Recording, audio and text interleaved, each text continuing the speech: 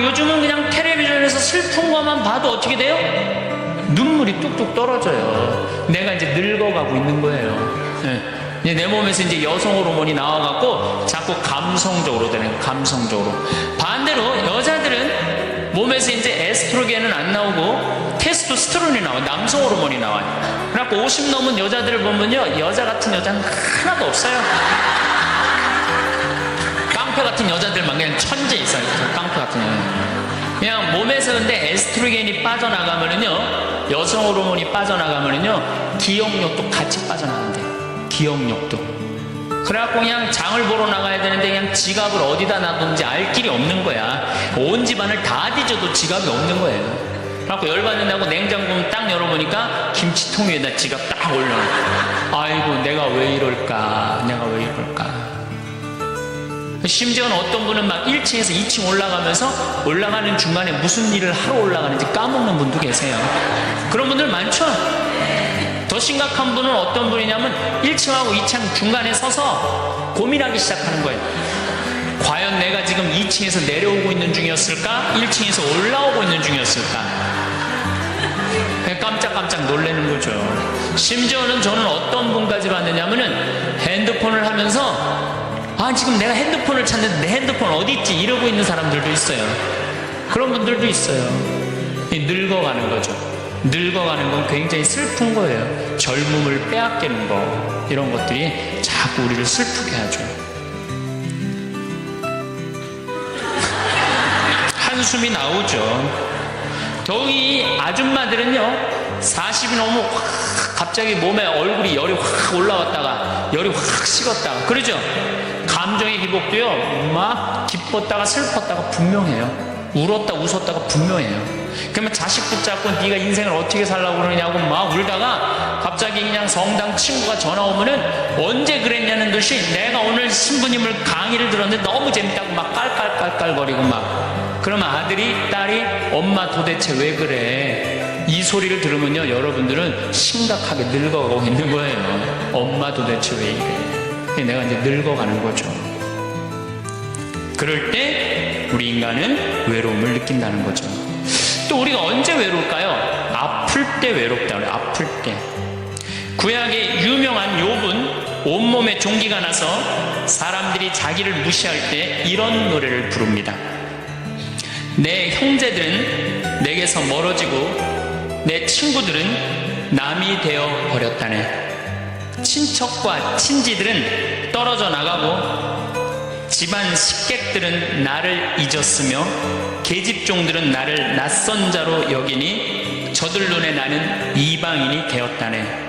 내 입김은 아내에게 메스껍고 내 몸에 나는 악취를 자식들에게 풍긴다네. 어린 것들조차 나를 업신여기고 내가 일어서려고만 해도 나를 두고 비아냥거리네. 내게 가까운 동아리도 모두 나를 역겨워하고 내가 사랑하는 자들도 내게 등을 돌리는구려. 이 아픔은요, 이게 우리 인간이 아직 가장 서러울 때가 아플 때예요. 그건 내 남편도 필요 없고 자식도 필요 없을 때가 굉장히 많죠. 그렇죠? 아플 땐 그래요. 어떤 분이 그런 얘기를 하더라고요. 나하고 나이가 비슷한 분인데 자기가 고등학교 때 엄마가 참 자기를 사랑했는데도 불구하고 하루는 굉장히 토했대. 근데 밤새 토했는데 엄마가 나 토하는 걸 아는데도 문 한 번 안 열어봤을 때 그렇게 외롭고 쓸쓸하고 지금도 그 20몇 년 전 그 생각을 하면은 지금도 외롭고 섭섭하다는 거예요. 그러니까 우리가 가장 서러움을 많이 느낄 때 언제 서러움을 많이 아플 때 나한테 무심하게 대할 때 우리가 서러움을 많이 느낀다는 거죠. 영상을 라디오처럼 편하게 틀어놓고 들으셔도 좋습니다. 구독과 좋아요, 알람 설정 꾹 눌러주세요. 황창현 신부님의 행복 특강 지금 바로 시작합니다. 오늘은 외로우십니까? 라는 주제로 강의를 하도록 하겠습니다. 여러분들 외로우세요? 안 외로우세요? 안 외로워요? 안 외로운 분들이 계세요? 외롭죠? 사실은 여기 계신 분들 중에 단 한 분도 안 외로우신 분은 없어요. 예, 아무리 행복한 사람이라도 문득 외로울 때가 있어요. 아무리 행복한 사람이라도. 여러분들 낙엽이 막 떨어지고 막 바람에 그냥 낙엽이 스산하게 막 날릴 때 그거 보면은 마음이 왠지 좀 쓸쓸하고 외롭지 않으세요? 예. 한 입을 덮고 사는 남편이 어느 날 그냥 등 돌리고 말도 안 하고 그냥 그러고 있으면은 외로워요, 안 외로워요? 우리 인간은요, 고독할 수밖에 없어요. 얼마 전에 또 행복, 자살이라는 말을 거꾸로 하면은 살자라는 말이다라고 강의를 했던 이 최윤희 씨가 루푸스 병에 걸려갖고 어떻게 했죠? 자살했어요. 너무 아프기 때문에. 그런데 이 최윤희 씨는 자살을 했는데 남편이 어떻게 따라 죽었죠? 저는 어떻게 보면 최윤희 씨가 이 목숨을 끊은 건 우리 교회법적으로 교회가 가르치는 거에 안 맞죠. 여러분들, 내가 병이 들어갖고 이제 막 죽기 일보 직전이야. 그래갖고 남편한테 여보, 나 죽으면 당신 어떻게 할 거야? 근데 남편이 난 당신 없으면 못 살아. 당신 없으면 난 따라 죽을 거야. 그럼 여러분들 그 말 들어도 좋아요, 안 좋아요? 좋죠? 아, 나 죽는데 따라 죽는다는데 얼마나 마음 위로가 돼요. 근데 사실 따라 죽을 수 있는 남편 몇 명이나 될 것 같아요, 여러분들 죽으면은? 없어요? 어쨌든 아무리 행복론을 강의했던 그 당사자도 그 병이라는 그 고통에 이기질 못했던 거죠. 그 예수님은 외로웠겠어요, 안 외로웠겠어요? 예수님도 외로웠어요. 예수님이요, 이 뭐라고 그러셨냐면, 오늘 루카복음에 말씀이 나오지만은 예수님이 갈릴레아에서 예루살렘으로 올라가는데 중간에 사마리아라는 지역을 지나가면 지름길로 가세요. 그러니까 그 사마리아라는 동네를 딱 들어가려고 그러니까 사마리아 사람들이 예수님이 예루살렘에, 이 사마리아하고 예루살렘 사람들은 원수지간이에요. 그러니까 우리 동네를 지나서 예루살렘에 올라가는 걸 용납을 안 하세요. 용납을 안 합니다, 사마리아 사람들이. 그래서 우리 마을에 못 들어오게 해요. 그러니까 그냥 야고보하고 요한이 너무너무 화가 나갖고 뭐라고 그랬냐면, 주님, 하늘에서 불을 내려다가 살라버릴까요? 그냥 불질러 버린다는 거죠. 우리를 안 받아들이니까. 그런데 예수님이 그들을 꾸짖고 돌아가세요. 그 마을을 돌아가시고 난 다음에 그 마을 지나서 이런 말씀을 하세요. 하늘의 새도 보금자리가 있고 여우도 굴이 있지만 사람의 아들은 머리 둘 곳조차 없다. 이렇게 말씀하세요. 아니, 온 세상의 임금님이신 예수님조차도 이 세상에서 사시면서 뭐라고 그랬어요? 하늘의 새도 보금자리가 있고 여우도 굴이 있는데 사람의 아들은 머리 둘 곳조차 없다. 예수님도 외로우셨는데 여러분들이 뭐라고 안 외로워요? 본당 신부님들이 가끔 사제가 돼서 본당 사목을 하다가 교우들하고 갈등을 일으켜요. 갈등을 일으키는데 교우들이 본당 신부님 본당에서 몰아낸다고 주교님한테 막 투서하고 막 연판장 막 돌리고 그럴 때 그 사제는 외로울까, 안 외로울까요? 외롭죠. 왜? 정말로 하느님 나라를 위해서, 하느님의 교회를 위해서, 그 교회의 구성인 교우들을 위해서 장가도 안 가고 말이야, 혼자 독신으로 그 교우들을 위해서 온전히 삶을 봉헌했는데 그 교우들이 자기를 몰아낸다, 자기를 투소한다, 정말로 모든 걸 바쳤는데 그 바친 당사자들이 자기를 미워할 때 사제는 고독할까요, 안 고독할까요? 고독할 수밖에 없어요. 예수님 역시 가난하고 불쌍한 이들을 위해서 착한 일을 하는데도 유다인들은 예수님께 돌을 집어 던지려고 그래요. 예수님을 미워했어요. 그래서 요한복음 7장을 보면은 예수님이 5,000명을 먹이고 막 기적을 일으키다가 사람들이 마음이 바뀌어갖고 예수님을 죽이려고 그래요. 그러니까 예수님이 요한복음 7장 1절에 뭐라고 그러냐면은 유다를 다니지 않고 갈릴레아에 숨어 다녔다고 그래요. 숨어 다녔다고. 드러나지 않게 다니십니다. 왜? 그들이 당신을 미워하는 걸 아시고 예수님이 드러나지 않아요. 그러니까 너무너무 사랑하는데 나를 미워하면은 여러분들 쓸쓸할 것 같아요, 안 쓸쓸할 것 같아요? 여러분들, 남편을 내가 너무너무 사랑해. 남편을 너무너무 사랑하는데 남편이 나를 미워해. 내가 남편을 너무너무 좋아하는데 남편이 나를 미워해. 그러면은요, 그거 고독은요, 이루 말할 수가 없어요. 우리가 언제 주로 살아가면서 고독할까요? 첫 번째 외로움을 느끼는 것은 사랑하는 사람에게서 버림받았을 때 외로움을 느낀다 그래. 사랑하는 사람, 부모님한테 버림받은 사람들 많죠. 부모님한테 버림받은 사람도 얼마나 많아요. 요즘 보육원에 그냥 자기 아이 버리고 그냥 가는 부모님들 얼마나 많아요. 그리고 이혼하고 그냥 엄마가 보따리 싸들고 그냥 도망가는 엄마들 얼마나 많아요. 그런 아이들 상처가 얼마나 크겠어요. 세상에 천하에 엄마가 나를 버렸다, 아버지가 나를 버리고 갔다, 그들의 마음의 상처는 이루 말할 수가 없죠. 또 사랑하는 애인이 배반하고 가버렸어. 사랑하는 애인이 배반하고 가버렸어. 그러면은 아파요, 안 아파요? 아프죠? 친구가 나를 배반하고 가버렸어. 이거 굉장히 괴로운 거예요. 내가 정말로 너무너무 사랑하는데 결혼하고 싶은 정말로 남자가 있어. 근데 부모님이 반대해갖고 헤어져야 돼. 아파요, 안 아파요? 굉장히 아프죠. 그래서 심지어 그 위대한 다윗도 아들 압살롬이 반란을 일으켜요. 아들이 압살롬이라는 아들이 있는데 반란을 일으켜갖고 다윗이 도망 나갑니다. 예루살렘에서 그냥 급히 도망을 나가면서 이런 시를 불러요. 시편 3편에 주님, 저를 괴롭히는 자들이 어찌리 많습니까? 저를 거슬러 일어나는 자들이 많기도 합니다. 하느님께서 저자를 구원하실성 싶으냐? 저를 빈정대는 자들이 많기도 합니다. 이런 얘기를 해요. 그러니까 다윗도 결국은 누구한테 버림을 받기 시작하냐면 아들한테 버림을 받아요. 그리고 결국은 그 아들은 요압이라는 다윗의 총사령관한테 표창에 맞아 죽고. 그러니까 얼마나 아프겠어요. 인간은 어떤 종류의 인간이든지 이런 아픔 속에서 살아갈 수밖에 없다. 사랑하는 사람을 만날 수 없다는 사실, 숨을 쉴 수조차 힘든 거죠. 이거를 불가에서는 뭐라고 그러냐면 애별리고라고 그래. 애별리고. 사랑하는 사람하고 헤어지는 고통. 이게 가장 큰 고통이라고 그래요. 우리 신학생들, 참 나는 우리 신학생들만 보면은요, 너무너무 거룩하고 아름답고 순결해요. 고등학교 3학년 딱 졸업하고 얼마나 하고 싶은 게 많겠어요. 그런데 하느님의 나라를 위해서 신학교 딱 들어갔단 말이야. 그러면 신학교 1, 2학년들 보면요, 너무너무 순수하고 아름다워 보여요. 나만 아름다워 보이겠어요? 여러분들 보면 이쁘겠어, 안 이뻐? 우리 신학생 1, 2학년 학사님들 보면 이쁘죠? 여러분들만 이쁘겠어요? 20살, 21살 된 여자애들은 이쁠 것 같아요, 안 이쁠 것 같아요?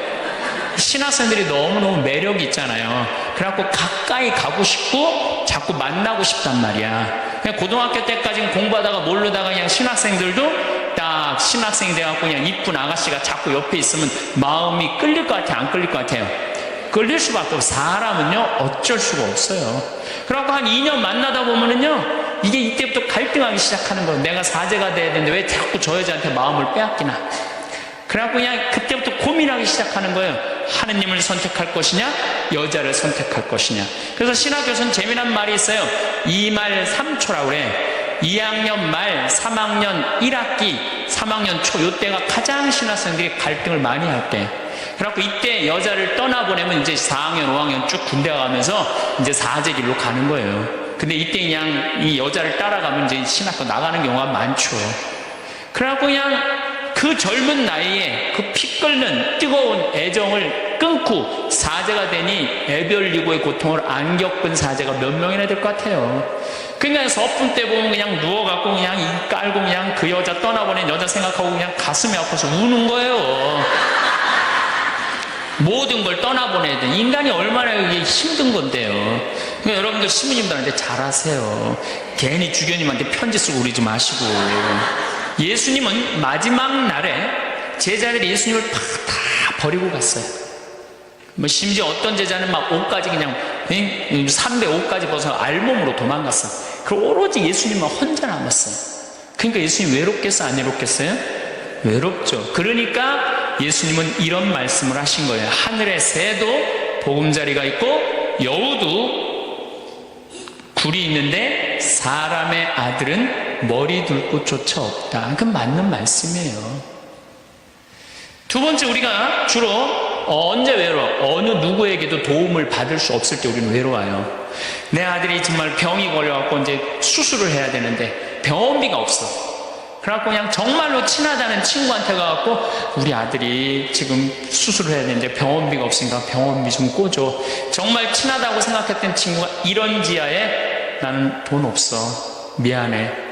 그리고 그냥 돌아서 나올 때 쓸쓸합니까? 안 쓸쓸합니까? 심지어 어머니 뱃속에서 같이 태어난 형제한테 도움을 청했는데도 그 형제가 집을 잡혀갖고 대출이라도 받아서 해줘도 전찬을 판국인데 냉정하게 돈 없다고 거절당할 때 우리 인간은요 그럴 때 세상에 홀로 떨어져 있는 그런 기분을 드는 거예요. 또 언제 외로워요? 내가 40살 이제 45, 46이 돼갖고 애 대학도 들어가야 돼갖고 학비도 지금 등록금도 준비해야 되고 아파트 부금도 보야 되는데 그냥 직장 상사가 부르더니 해고 통지를 딱 했어. 그럼 이 40대 가장은 얼마나 쓸쓸하겠어요. 갈 데가 아무 데도 없는 거죠. 대학이라고 졸업은 해놨는데 나를 필요로 하는 데가 아무 데도 없네. 아무리 그냥 원서 지원서를 100통을 써도 그냥 나한테 연락해주는 사람 하나도 없어. 이럴 때 나를 필요로 하는 사람이 아무도 없을 때 우린 외로운 거예요. 더욱이 그냥 더 힘든 사람들은 어떤 사람들이에요? 철거민들.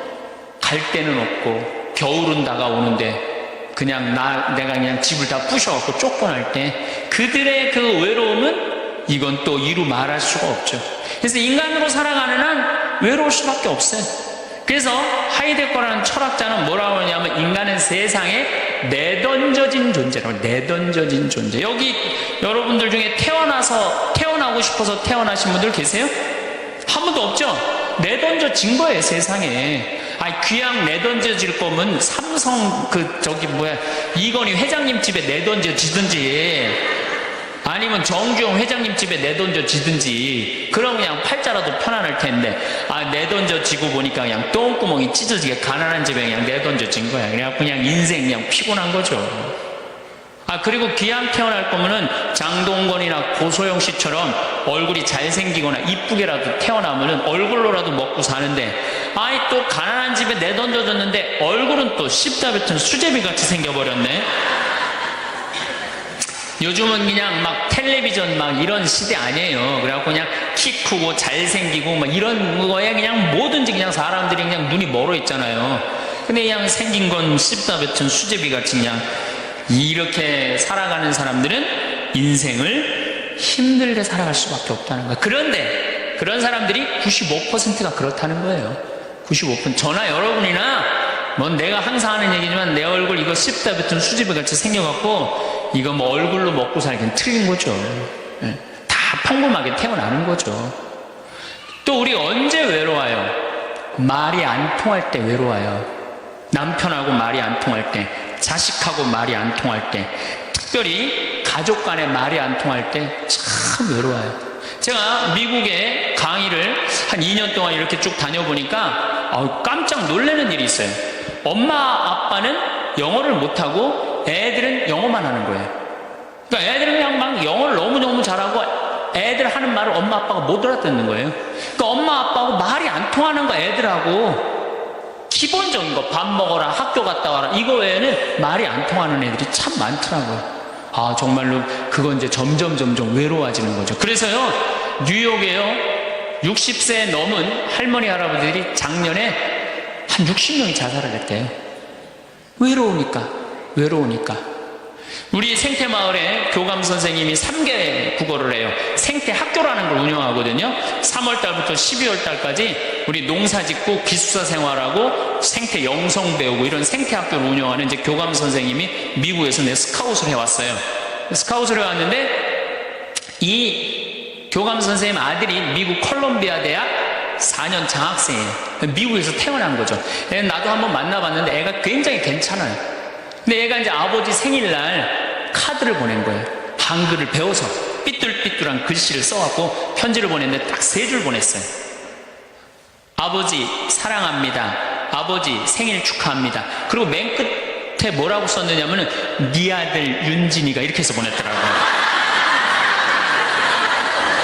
말이 안 통하는 거지. 말이 안 통하는 거지. 한국에서 보면은 그런데 이게 가정에서도 퇴근을 했는데 부인이 남편을 투명인간 취급하는 부인들 많아요. 들어오거나 말거나 말도 안 하고 그냥 밥 차려놨으니까 먹으라고 그러고 사람 그냥 투명인간 취급하는 경우 많죠. 그렇죠?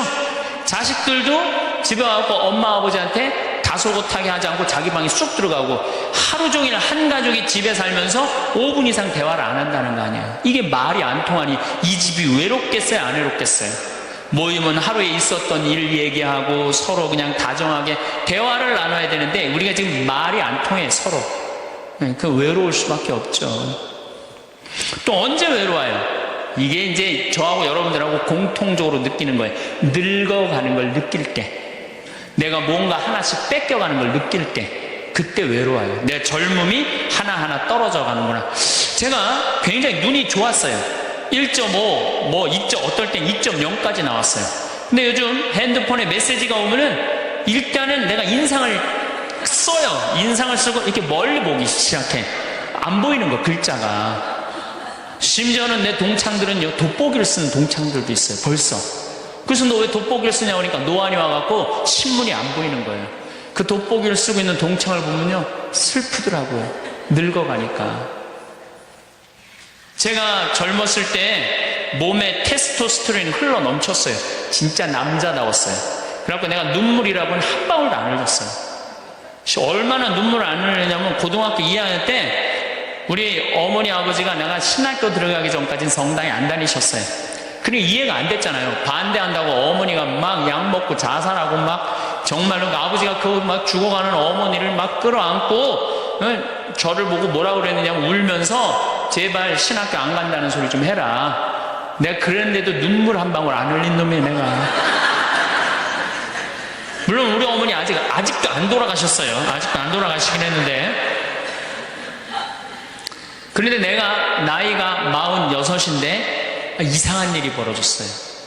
내 몸에서 이제 테스토스테론은 안 나오고 남성 호르몬은 안 나오고 에스트로겐, 여성 호르몬이 나오는 모양인 것 같아요. 지난 2월 달에 우리 김연아 선수가 동계올림픽 금메달 땄잖아요. 따갖고 그냥 더욱이 또 우리 세례 받았잖아.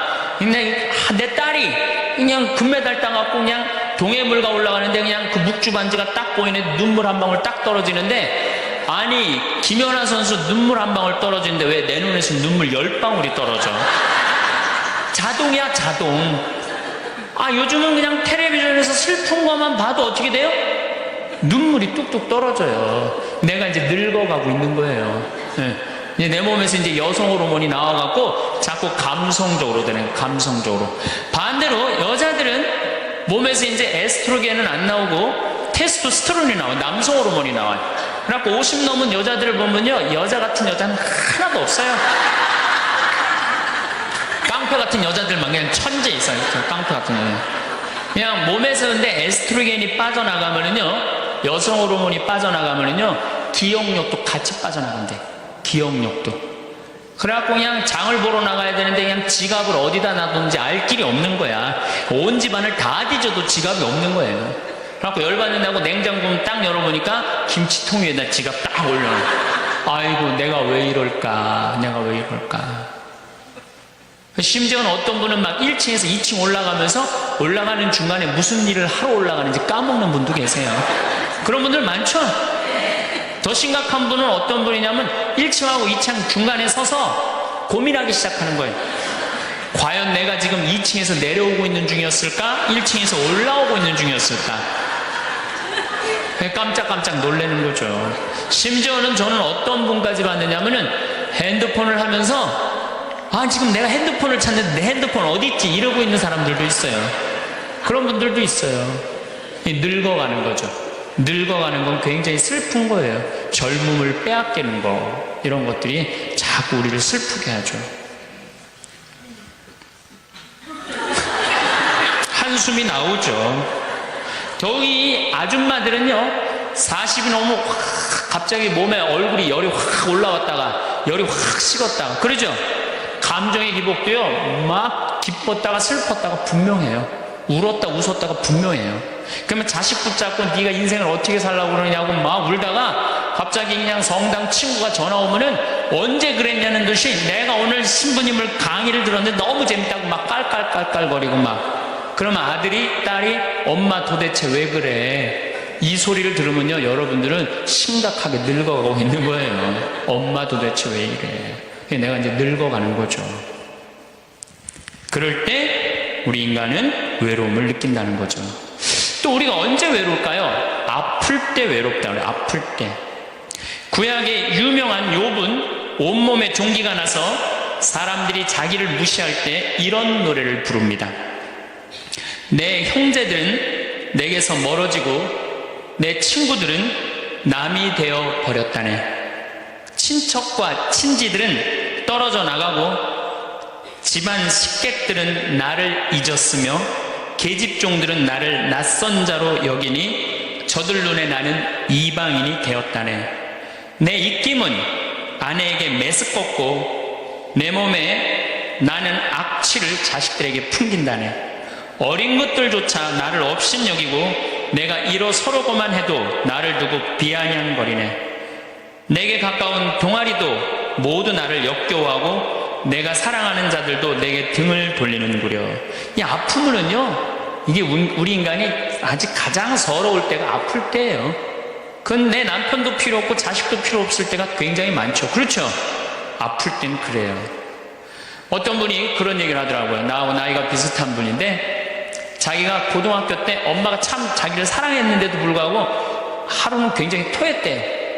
근데 밤새 토했는데 엄마가 나 토하는 걸 아는데도 문 한 번 안 열어봤을 때 그렇게 외롭고 쓸쓸하고, 지금도 그 20몇 년 전 그 생각을 하면은 지금도 외롭고 섭섭하다는 거예요. 그러니까 우리가 가장 서러움을 많이 느낄 때, 언제 서러움을 많이, 아플 때, 나한테 무심하게 대할 때 우리가 서러움을 많이 느낀다는 거죠. 그래서 시편 69편에 이런 얘기가 있어요. 하느님, 저를 구하소서. 목까지 물이 들어찼습니다. 깊은 수렁 속에 빠져 발 디딜 데가 없습니다. 물속 깊은 곳으로 빠져 물살이 저를 지칩니다. 소리 지르느라 지치고 저의 목도 쉬었습니다. 저를 까닭없이 미워하는 자들이 제 머리카락보다 많습니다. 제가 빼앗지도 않았는데 물어내라 합니다. 저는 제 형제들에게 남이 되었고 제 어머니의 소생들에게 이방인이 되었습니다. 물살이 저를 지치지 못하고 깊은 물이 저를 집어삼키지 못하며 심연이 저를 삼켜 그 입을 다물지 못하게 하소서. 인간은 이렇게 누구나 다 힘들고 외롭다는 거예요. 하다못해 같은 이불을 덮고 사는 남편도 내 마음 몰라주고 나 비난하고 몰아세울 때 우리는 외롭고 고독해서 극단적인 방법을 선택하기도 해요. 여러분들 어때요? 우리 여기 자매님들 많으신데 남편 생일에 미역국 끓여주고 자식 생일에 미역국 끓여주고 시부모 생일에 미역국 다 끓여줬어. 근데 정작 내 생일을 미역국 끓여주는 사람 있어요? 네, 없죠? 그래도 내 생일인데 그래도 그냥 생일이니까 그냥 미역국 자기가 이제 끓이는 거야. 근데 아무도 몰라. 미역국 왜 끓였어? 그리고 앉아서 먹는데 그냥 그 미역국을 떠서 먹는데 눈물이 뚝뚝 미역국에 떨어져요? 안 떨어져요? 아무도 나를 몰라줄 때. 그래서 외로움을 많이 느끼는 분들이 여성 주부들이 많이 느낀대요. 애들은 공부하러 학교 다니고 남편은 직장 다니고 빈집을 지키고 있으면 그렇게 쓸쓸하대. 그래서 이걸 뭐라고 그러냐면은 빈둥지 증후군이 있대요. 빈둥지 증후군. 빈둥지에서 그냥 혼자 그냥 굉장히, 그러니까 40대 때 주부 우울증이 그렇게 많은 거예요. 네, 그분들이. 그런데 놀랍게도 독신으로 사는 여성보다는 결혼한 여성이 더 외롭대요. 독신으로 사는 혼자 사는 여자는 자기가 처음부터 외로울 거라고 생각을 하고 혼자 그냥 미역국 끓여 먹으면 당연하게 생각을 하는 거야. 근데 결혼한 사람은 바라는 게 많잖아요. 근데 남이 안 해주면 더 외로운 거야. 근데 놀랍게도 더 놀라운 건 뭐냐? 40대 자살률을 보면은 여자보다도 남자가 3배 더 많이 죽는데요. 그러니까 여러분들보다 누가 더 많이 외로움을 탄다고 생각하시면 돼요? 남자가 더 많이 탄다고 생각합니다. 이 인간이 다 외로운 거야. 어떻게 보면 다 불쌍해. 여기 있는 분들 한 분 한 분 예수님 오면 다 안아줄 거야. 너 그동안 외로웠구나. 내가 안아주마. 다 그럴 거예요. 여기서는 웃고 있지만 막상 돌아가서 집에 가보면 눈물을 흘리는 분들 많을 거라는 얘기죠. 저는 외로울 것 같아요? 안 외로울 것 같아요?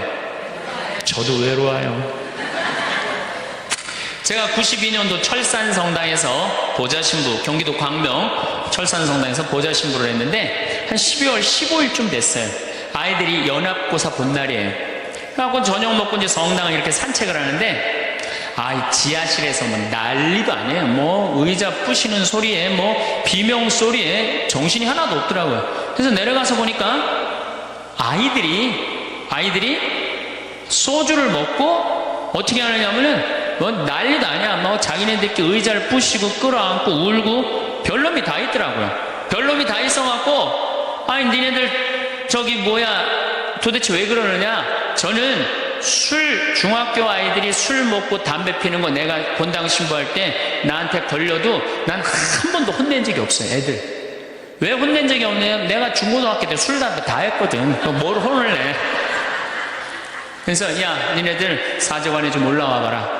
신부님이 혼내지 않고 사제관으로 올라오라고 했고 딱 앉혔어. 한 15명 남자 여자 다 앉아갖고 니네들 도대체 무슨 일 때문에 이렇게 술을 먹고 성당 기물을 부시냐 얘기를 좀 해봐라.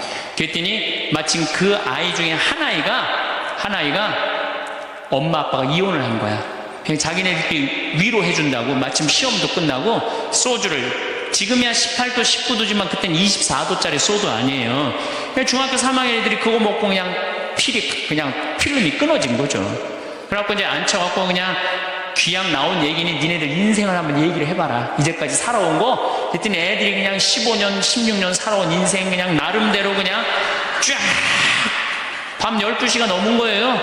그래갖고 오늘은 너무 늦었으니까 니네들 귀양 이렇게 술이 취했으니 집에 가지 말고 신부님 집에서 자라. 사주관에서 15명 다 집으로 전화해라. 만약에 엄마 아빠가 뭐라고 의심을 하면 나를 바꿔줘라. 그래갖고 내가 몇몇은 내 통화를 해갖고 내가 오늘 재울 테니까 걱정하지 말라고.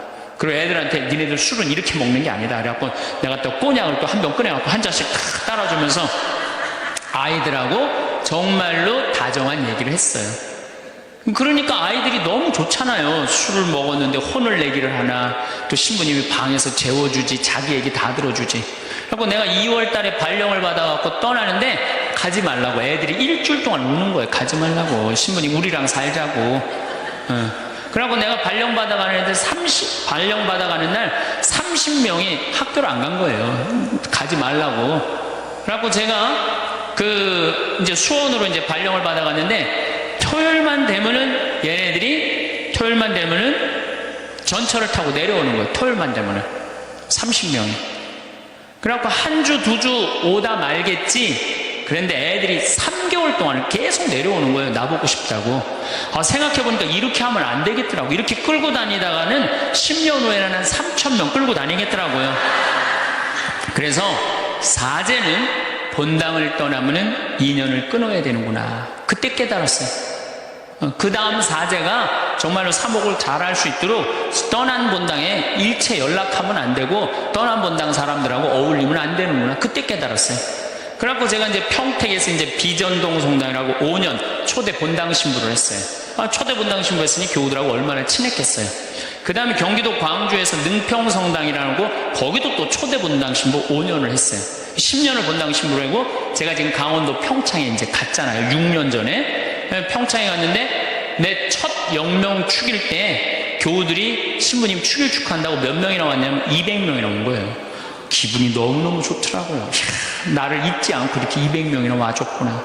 그렇지만 저는 연락은 안 해, 개인적으로. 근데 둘째에 150명으로 줄어들었어요. 내 축일에. 셋째에는 100명으로 줄어들더라고요. 뭐 계속 연락은 안 하니까 넷째에는 50명으로 줄어들었어요. 작년에는 30명으로 줄어들더니 올해 내 축일에는 17명이 딱 앞에 그냥 쭉 한 줄 앉아 있는데 외롭더라고요.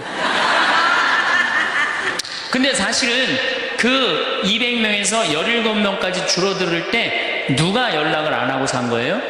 내가 연락 안 하고 산 거예요. 사실은 그 외로움을 누가 먼저 만들었냐면 내가 먼저 만드는 거예요. 여러분들 외로운 분들 보면은요, 사실은 어떻게 보면은 다 본인이 담을 쌓고 살기 때문에 외로운 거지, 본인이 마음에 담을 허물면요 절대 안 외로워요. 근데 담 쌓고 사는 경우 많죠. 형제나 친척이 잘못하면 내가 니네들하고 연락하고 사나 봐라, 그리고 딱 인연 끊어버리잖아요. 그러니까 우리가 외로움은 점점 우리를 더 힘들게 만들어요. 대한민국 사람들 굉장히 외로운 것 같아요. 대한민국의 명장면이 하나 있어요. 저는 이해가 안 가는 장면 하나 있어요. 대한민국 사람 참 외롭구나, 대한민국 아줌마들이 외롭구나를 느끼는 장면 하나가 있어요. 그게 뭐냐면 연예인들 군대 갈 때, 아니 연예인들 군대 가는데 왜 아줌마 500명이 따라가? 자기 아들 군대 가는 것도 아닌데. 그래갖고 그냥 거기다가 막 기다린다 그러고. 그러니까 어디 마음을 열어놓을 데가 없는데 그 연예인한테 마음을 열어놓고 사는데 그 연예인 2년 동안 안 보인다 그러니 얼마나 슬퍼. 그러니까 그 앞에서 우는 거예요. 참 그 슬픈 장면이죠. 이렇게 만만치 않은 인생살이 살아가기 힘들 때 사람들은 극단적인 방법을 택합니다. 너무 외로울 때, 절망이 끝에 달할 때, 키에르 케고로라는 철학자는 죽음에 이르는 병을 절망이라고 해요. 절망. 외로움에서 끝에 아무도 내 옆에 없구나, 이런 절망에 할 때 죽음에 이른다는 거죠. 근데 우리나라는 놀랍게도 자살률이 세계 1위예요. OECD 국가 중에 자살률이 세계 1위예요. 얼마나 많이 죽느냐 하면은 1년에 15,413명이 죽어요. 1년에. 그러니까 무슨 얘기냐면은 하루에 50명씩 죽는다는 얘기예요. 하루에 50명씩. 그것도 자살로 50명씩 죽는 거야. 초, 중고등학교 학생 자살 세계 1위예요. 하루에 거의 1.5명씩 죽어요. 40대 자살률 세계 1위예요. 하루에 거의 8명씩 죽어요. 60대 자살률 세계 1위예요. 하루에 12명 정도 죽어요. 더욱이 60세 우리 할머니 할아버지들 30대 40대 이 죽는 거의 원인의 1위는 뭐냐면요 자살이에요. 자살. 근데 60세는 10만 명당 미국이 10명에서 11명 자살합니다. 일본이 10만 명당 35명 자살해요. 근데 우리나라가 10만 명당 몇 명이 자살하냐면 71명이 자살해요. 그러니까 대한민국의 할머니 할아버지들이 더 외로운. 그러니까 우리나라는 애들도 외롭고 어른들도 외롭고 할머니 할아버지도 외로운 거예요. 그러니까 자살하는 거죠. OECD 경제개발협력기구 국가 중에 자살률이 제일 없는 나라가 어느 나라냐면 그리스라는 나라예요. 이 나라는 몇 명이 자살하느냐면 10만 명당 2.6명이 자살을 해요. 2.6명이. 근데 우리나라는 10만 명당 몇 명이 자살하면 28명이 자살해요. 대한민국이 이게 외로운 병이 너무 센 거예요. 그러니까 10만 명당 28명이나 자살을 하는 거죠. 여러분들 죽는 원인을 보면 1위가 암이야. 암. 1위가 암이고 2위가 뇌질환이야. 뇌질환. 3위가 심장질환이야. 3위가 심장질환. 4위가 뭐냐면 바로 자살이야. 그러니까 자살은 큰 병이라는 거죠.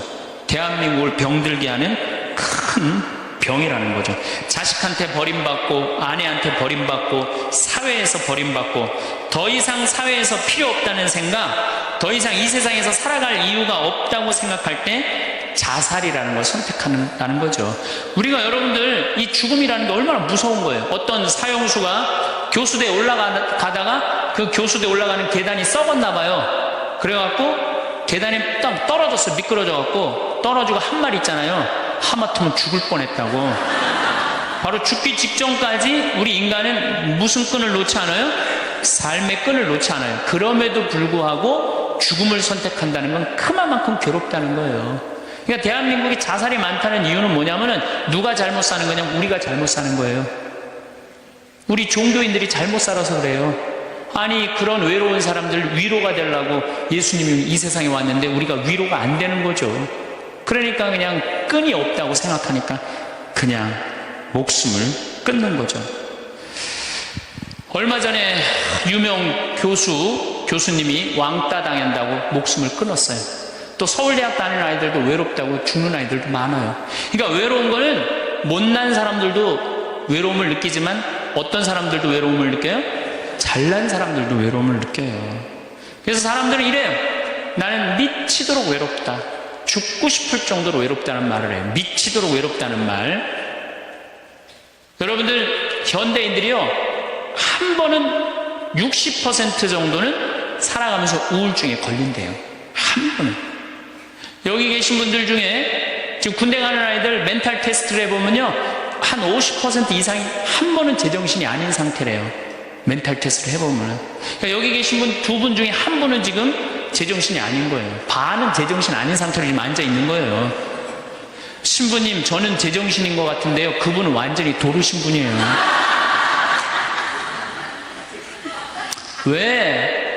왜 제정신이 아닌 상태에서 우리가 지금 살고 있느냐? 텔레비전 보면요, 기가 막힌 거 많이 나와요. 보험금 타먹는다고 한 10년 전에 자식 손가락 자른 아버지 생각나시죠?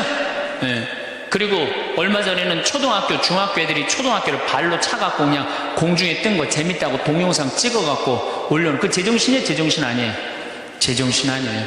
부모가 자식 죽이고, 자식이 부모 죽이고, 남편이 아내 죽이고, 아내가 남편 죽이고, 이게 우리가 다 제정신이 아니에요. 100년 전 조선시대 사람들을 데려다 놓고, 100년 전 조선시대 사람을 데려다 놓고 한번 여러분들 요즘 사회 뉴스를 한번 보게 해주세요. 그 사람 미칠 것 같아요? 안 미칠 것 같아요? 근데 여러분들은 그거 매일 죽이고 살인하고 강간하고 뭐 아이들만 성추행하고 이러는 거 보는데도 여러분들 왜 안 미쳐요? 이미 어느 정도 미쳐 있어. 미쳐 있기 때문에 그걸 봐도 안 이상한 거예요. 그러니까 우리가 잃어버린 마음을 찾아야 된다는 거죠. 잃어버린 마음을. 그러니까 외로운 사람들끼리 서로 모여서 서로 위로가 돼야 되는데, 외로운 사람들이 뭘 하느냐면 컴퓨터 게임에 미쳐 있는 거예요. 컴퓨터 사람은 안 만나고 기계만 만나는 거예요. 그러니까 더 미치는 거죠. 더 미치는 거예요. 그래서 우리가 이런 외로움을 극복하려고 그러면은 정말로 서로 사랑해야 돼요. 예수님 말씀처럼 우리가 서로 사랑해야 돼요. 서로를 배려해주고 서로를 신경 써주고. 근데 우리는 이게 서로 사랑하고 서로 배려해주는 게 부족한 거죠. 굉장히 이기적으로 사는 거죠. 이기적으로. 그럼 여러분들은 언제 외로움을 정말로 극단적으로 느끼느냐? 자식한테 기댈 때.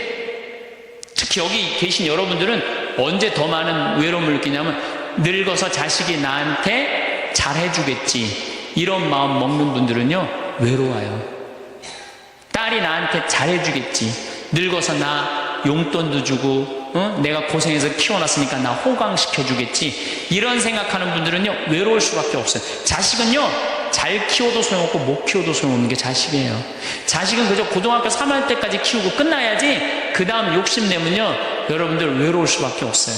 그러면은 못 키운 자식이 왜 소용없어요? 아니 그냥 중고등학교 때 속색이는 놈 커서도 속색이에요. 직장도 못 들어가고 그냥 빌빌거리고, 그리고 또 결혼해도 제대로 살지도 못하고 그냥 또 이혼해갖고 그냥 손자 그냥 나한테 맡겨갖고 힘들어. 그러니까 자식은 못 키우는 자식 소용없어요. 그러면은 잘 키우는 자식은 왜 소용없느냐? 잘 키운 건 더 소용없어요. 그냥 좋은, 여기 저 서울대학 가까이 있잖아요. 며칠 전에도 내가 서울대학 가서 강의를 했는데, 똑똑해. 정말 누가 봐도 잘 키워놨고 잘라놨어. 빛이 번쩍번쩍 나. 서울대학 졸업하고 난 다음에 삼성에 취직을 했어. 그래갖고 아들이 양복을 입고 출근하는데 너무 보기가 좋은 거야. 그렇게 잘 논 아들일수록 더 여우 같은 며느리가 나타나갖고 낚아채 가는 거예요. 더 여우 같은 며느리가 낚아채 가는 거예요. 그럼 낚아채 가면 그날로 끝나는 거예요. 그날로. 그러니까 어차피 자식은 떠나게 돼 있어요. 어차피 자식은 떠나게 돼 있어요. 그러니까 여러분들 이제는 내가 자식한테 내 인생을 기대한다 생각하지 말라는 거예요. 더욱이 여러분들 자식들 정말로 사랑으로 키워요? 태어나갖고 자식들 사랑으로 키워요? 맨날 방에 가둬놓고 공부해라 그러지 않아요? 맨날 공부해라고. 그래서 여러분들 이 생각만 하면 돼. 내가 어렸을 때 자식하고 다정하게 맛있는 거 먹으러 다니고 놀러도 다니고, 그리고 난 다음에 대화도 막 늘 살갑게 하는 엄마는 늙어서 자식이 먹으러도 다니고 놀러도 다니고 대화해줘요. 근데 어렸을 때 그냥 방에만 가둬놓고 매일 그냥 공부만 시키고 학원에 그냥 계속 가둬갖고 공부만 시킨 부모님들은 늙어서 자식이 어떻게 할 것 같아요? 방에 가둬놓고 밥만 먹이는 거, 밥만. 그리고 이제 완전히 이제 늙어갖고 움직이지 못할 때 어떻게? 학원에 그냥 계속 가두듯이 이제는 그냥 양로원에 그냥 가둬갖고 그냥 거기서 살라고 그래. 그냥 자식들한테 공부해라 그런 부모님들 이거 심각하게 이거 고민해야 돼요. 그런 분들은 더 외로울 수밖에 없어. 더 외로울 수밖에 없어. 그러니까 보통 이제 초등학교 이제 1학년, 2학년 애들이 막 너무 6, 7살까지는 이쁘다가 초등학교 들어가면 막 공부를 안 하고 그러면요. 애들한테 엄마가 막 폭언을 하기 시작해요. 폭언을 하기 시작해요. 그래갖고 성적표를 받아왔는데 40점, 50점 이렇게 받아오면은 애들한테 그래요. 너 밥이 넘어가냐고. 어? 네가 잠이 오냐고. 너 지금 텔레비 봐야 되느냐고. 어? 그래갖고 그냥 보통 공부 못하는 애들이 성격이 느긋한 애들이 공부 못해요. 내일 시험이라도 걱정 안 하고 느긋하게 있는 애들이 공부 못하는 거예요. 그렇죠? 그럼 그거 보고 있으면 엄마가 불이 나요, 안 나요? 그래서 느긋한 성격 가진 애를 그냥 괴롭히기 시작해요. 욕을 해야 되는 거야. 초등학교 6년 욕을 한단 말이야. 그럼 애가 6년 지나가면 그냥 성격이 삐뚤어져요. 아, 공부 못해도 우리 아들 착하다, 우리 딸 예쁘다, 우리 아들 성격 좋다. 그러면 6학년 때까지 성격 안 삐뚤어지거든요. 근데 6년 내내 엄마가 욕을 하는 거야. 너 같은 인간이 밥을 내가 너를 놓은 게 내가 넣어놓고 미역국 먹은 게 내가 후회된다 막 이러니 6년 동안 애가 그냥 삐뚤어지는 거야. 이제 중학교 올라가면 더 삐뚤어지는 거죠. 중학교 올라가면 엄마가 더 극단적으로 아이하고 싸우는 거예요. 그러니까 중학교 되면 애가 엄마랑 같이 있고 싶지 않은 거예요. 그래서 어디 좀 놀러 가자 그래도 어떻게? 엄마 아빠나 갔다 오라고. 외로울 수밖에 없는 거죠.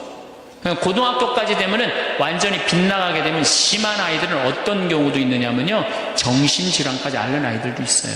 심한 경우는. 그래서 보통 엄마들이 어느 정도로 우리가 정말로 한심하냐 하면은 이제 자기 아이가 태어나면은 꿈에 부풀어 있는 거예요. 자기 아이가 천재인 줄 아는 거, 천재. 그래갖고 막 엄마, 아빠 그럼 막 천재가 말하는 것 같은 거야. 막 1살, 2살짜리. 그래갖고 내 아들 천재, 내 딸 천재라고 우유를 먹여도 아인슈타인만 먹여요. 천재 먹으라고. 아인슈타인 우유만 먹는 거야. 애가 그냥. 그래갖고 그냥 초등학교 들어갔는데 이놈이 천재인 줄 알았더니 섞어 놓으니까 아인슈타인 정도는 아닌 것 같아. 그래서 우유를 바꿉니다. 서울 우유로 바꾸는 거야. 서울 우유로. 그래서 서울대학은 가라고 서울 우유로 바꾸는 거야. 6년 동안 서울 우유 죽으라고 먹였어. 근데 중학교 올라갔더니 이게 컴퓨터 게임에 빠지기 시작하네. 그래갖고 그냥 성적이 보니까 이거 뭐 영 아닌 것 같아. 그래서 엄마가 마음을 또 바꿔. 연세 우유로 바꿔. 연세 우유로. 고등학교 들어가 보니까 이건 뭐 진짜 아니야. 그래갖고 그래도 엄마가 포기를 못하고 무슨 우유를 먹이냐면 건국 우유를 먹어요. 건국 우유를. 근데 사실은 이 우유까지는 괜찮아요. 건국 우유까지 서울에 있는 학교에 가면요. 서울대학이에요. 이 지방에 다 가거든요. 고등학교 3학년 때는 이건 건국 우유도 안 될 것 같아. 그래갖고 그냥 최종적으로 정말로 애절한 마음으로 먹이는 우유가 뭔지 아세요? 저지방 우유예요. 저지방 우유. 지방대학은 가지 말아라. 여러분들 얼마 전에 어떤 아이가 자기는 예술고등학교 가고 싶은데 엄마 아빠가 판검사 되라고 어떻게 애를 괴롭힌 거예요. 그러니까 애가 그냥 불을 질러갖고 엄마 아빠 여동생 할머니까지 다 죽었잖아요. 그러니까 여러분들 자식을 정말로 사랑으로 키우느냐 욕심으로 키우느냐 이거 반성해야 돼요. 그렇게 애를 힘들게 키우는데 여러분들 노년이 풍요롭겠어요? 사랑이 없는 거예요. 사랑이. 정말 안타깝죠. 그래서 우리들이 그 아이들이 자기가 능력이 자꾸 깨져가는 걸 느낄 때 우리는 쓸쓸하고 외롭다는 거죠. 그때 누가 위로가 돼야 돼? 엄마들이 위로가 돼. 우리 아들 괜찮아. 정말 착하고 하느님 찬양하고 하느님 사랑하고 매일매일 성실하면 살면 돼. 오늘은 어느 분의 이야기를 말씀드리겠습니다. 어느 날이었어요. 딱히 특별한 일도 없었는데 괜히 하루 종일 기운이 없더라고요. 아침에 일어나자마자 텔레비전 켜고 밥은 대충 전날 먹다 남은 반찬 꺼내서 먹고 말 한마디 안 하고 하루를 시작했죠. 창밖을 봐도 그저 그런 날씨고 문 밖으로 나가긴 귀찮고 그렇게 또 하루가 흘러가더라고요. 사실 저는 지금도 매일 그 하루를 살고 있어요. 눈 떠서 혼자 밥 먹고 말없이 하루를 보내고 다시 잠자리에 드는 하루요. 그런데 정말 이상한 게 뭔지 아세요? 누군가 옆에 있어도 그렇게 외로울 수가 없더라고요. 우리 나이쯤 되면 그런 말 한 번쯤 해보셨을 거예요. 사람이 옆에 있으면 뭐하냐, 마음이 안 맞으면 더 외롭지. 그게 딱 저였어요. 남편이랑 같이 사는데도 집안의 대화가 끊긴 지 오래고 밥도 따로 먹고 텔레비전도 서로 다른 채널 틀어놓고 보는 게 일상이 되어버렸거든요. 옛날에는 혼자 밥 먹는 사람 보면 불쌍하다는 생각을 했어요. 그런데 요즘은 그런 사람을 보면 괜히 부럽기까지 해요. 혼자인 걸 자연스럽게 받아들이고 혼자서도 잘 살아가는 모습이 더 당당해 보여서요. 처음엔 나만 이런 건가 싶었어요. 그런데 아는 언니들, 동네에서 가끔 마주치는 분들 이야기 들어보면 다 거기서 거기더라고요. 명절 지나고 나면 마음이 허해지고 자식들이 연락이 뜸하면 괜히 심술이 나고 텔레비전에서 가족이 웃으며 밥 먹는 장면이라도 나오면 괜히 눈물이 핑 돌고요. 언젠가 친구 하나가 그러더라고요. 요즘은 눈물 날 일도 없어서 그게 더 슬퍼. 그 말이 왜 이렇게 마음에 와닿던지요. 감정이라는 것도 너무 오래 눌러놓으면 아예 무뎌지는 것 같아요. 괴로운 것도 서글픈 것도 아닌데 그냥 텅 빈 느낌? 딱히 슬프지도 않은데 웃을 일도 없고 그러다 보니 내가 지금 잘 살고 있는 건가 그런 생각까지 들더라고요. 사람들이 그러죠. 외로우면 친구를 만나라고, 가족을 찾으라고. 그런데 그게 말처럼 쉽지 않잖아요. 친구들도 바쁘고 자식들한테는 괜히 짐 되는 것 같고 전화기만 들고 한참을 망설이다가 그냥 끊어버린 적도 한두 번이 아니에요. 문자라도 보내볼까 하다가 읽고 답장 안 오면 더 서운할까봐 마음 접은 적도 많고요. 그렇게 마음을 닫다 보니 어느 순간부터는 사람 만나는 것도 피하게 되더라고요. 괜히 내가 더 초라해지는 것 같고 웃는 척하는 것도 힘들고 그런 날들이 쌓이다 보니까 이제는 혼자 있는 게 편하다는 말이 익숙해졌어요. 근데 그 말 진짜일까요? 편하다는 말 뒤에는 사실 아무도 기대하지 않겠다는 포기와 단념이 숨어 있지 않을까요? 기대해봤자 상처만 받는다는 걸 너무 많이 겪어서 차라리 기대하지 않는 편을 선택한 거죠. 저도 그래요. 이제는 연락 없는 자식한테 서운하다는 말도 안 해요. 말 안 하면 모를 수도 있다는 걸 알면서도 그냥 참아요. 기대하지 않으면 덜 아프니까요. 그런데 이렇게 계속 참는 게 정말 괜찮은 건지 가끔은 모르겠어요. 남들은 다 잘 사는 것 같고 나만 멈춰 있는 것 같고 SNS에서 누가 여행 가고 손주랑 찍은 사진 올리는 걸 보면 괜히 허전해지기도 하고요. 그러면서도 나는 왜 이렇게 뭔가 하나 같이 나눌 사람이 없나 그런 생각에 마음이 더 쓸쓸해지죠. 예전에 상담 방송에서 한 이야기가 기억나요. 금요일이 무서운 사람 이야기였는데 이혼하고 혼자 살던 남자분이 금요일만 되면 공황이 온다는 거예요. 다들 퇴근하고 가족품으로 돌아가는데 본인만 빈 사무실에 남겨진다는 그 사실이 너무 무섭다고요. 혼자 남겨진 그 순간이 외로움을 넘어서 공포가 된 거죠. 그 이야기 들으면서 저도 모르게 고개를 끄덕였어요. 사람 마음이라는 게 참 묘하잖아요. 혼자 있는 시간 그 자체가 괴롭진 않은데 주변이 다 함께 있을 때 나만 혼자라는 생각이 드는 순간 그게 더 서럽고 더 무서워져요. 외로움이란 게 꼭 밤에만 오는 것도 아니고요. 한낮에도 와요. 바쁘게 돌아가는 시장 한복판에서도 활짝 웃는 가족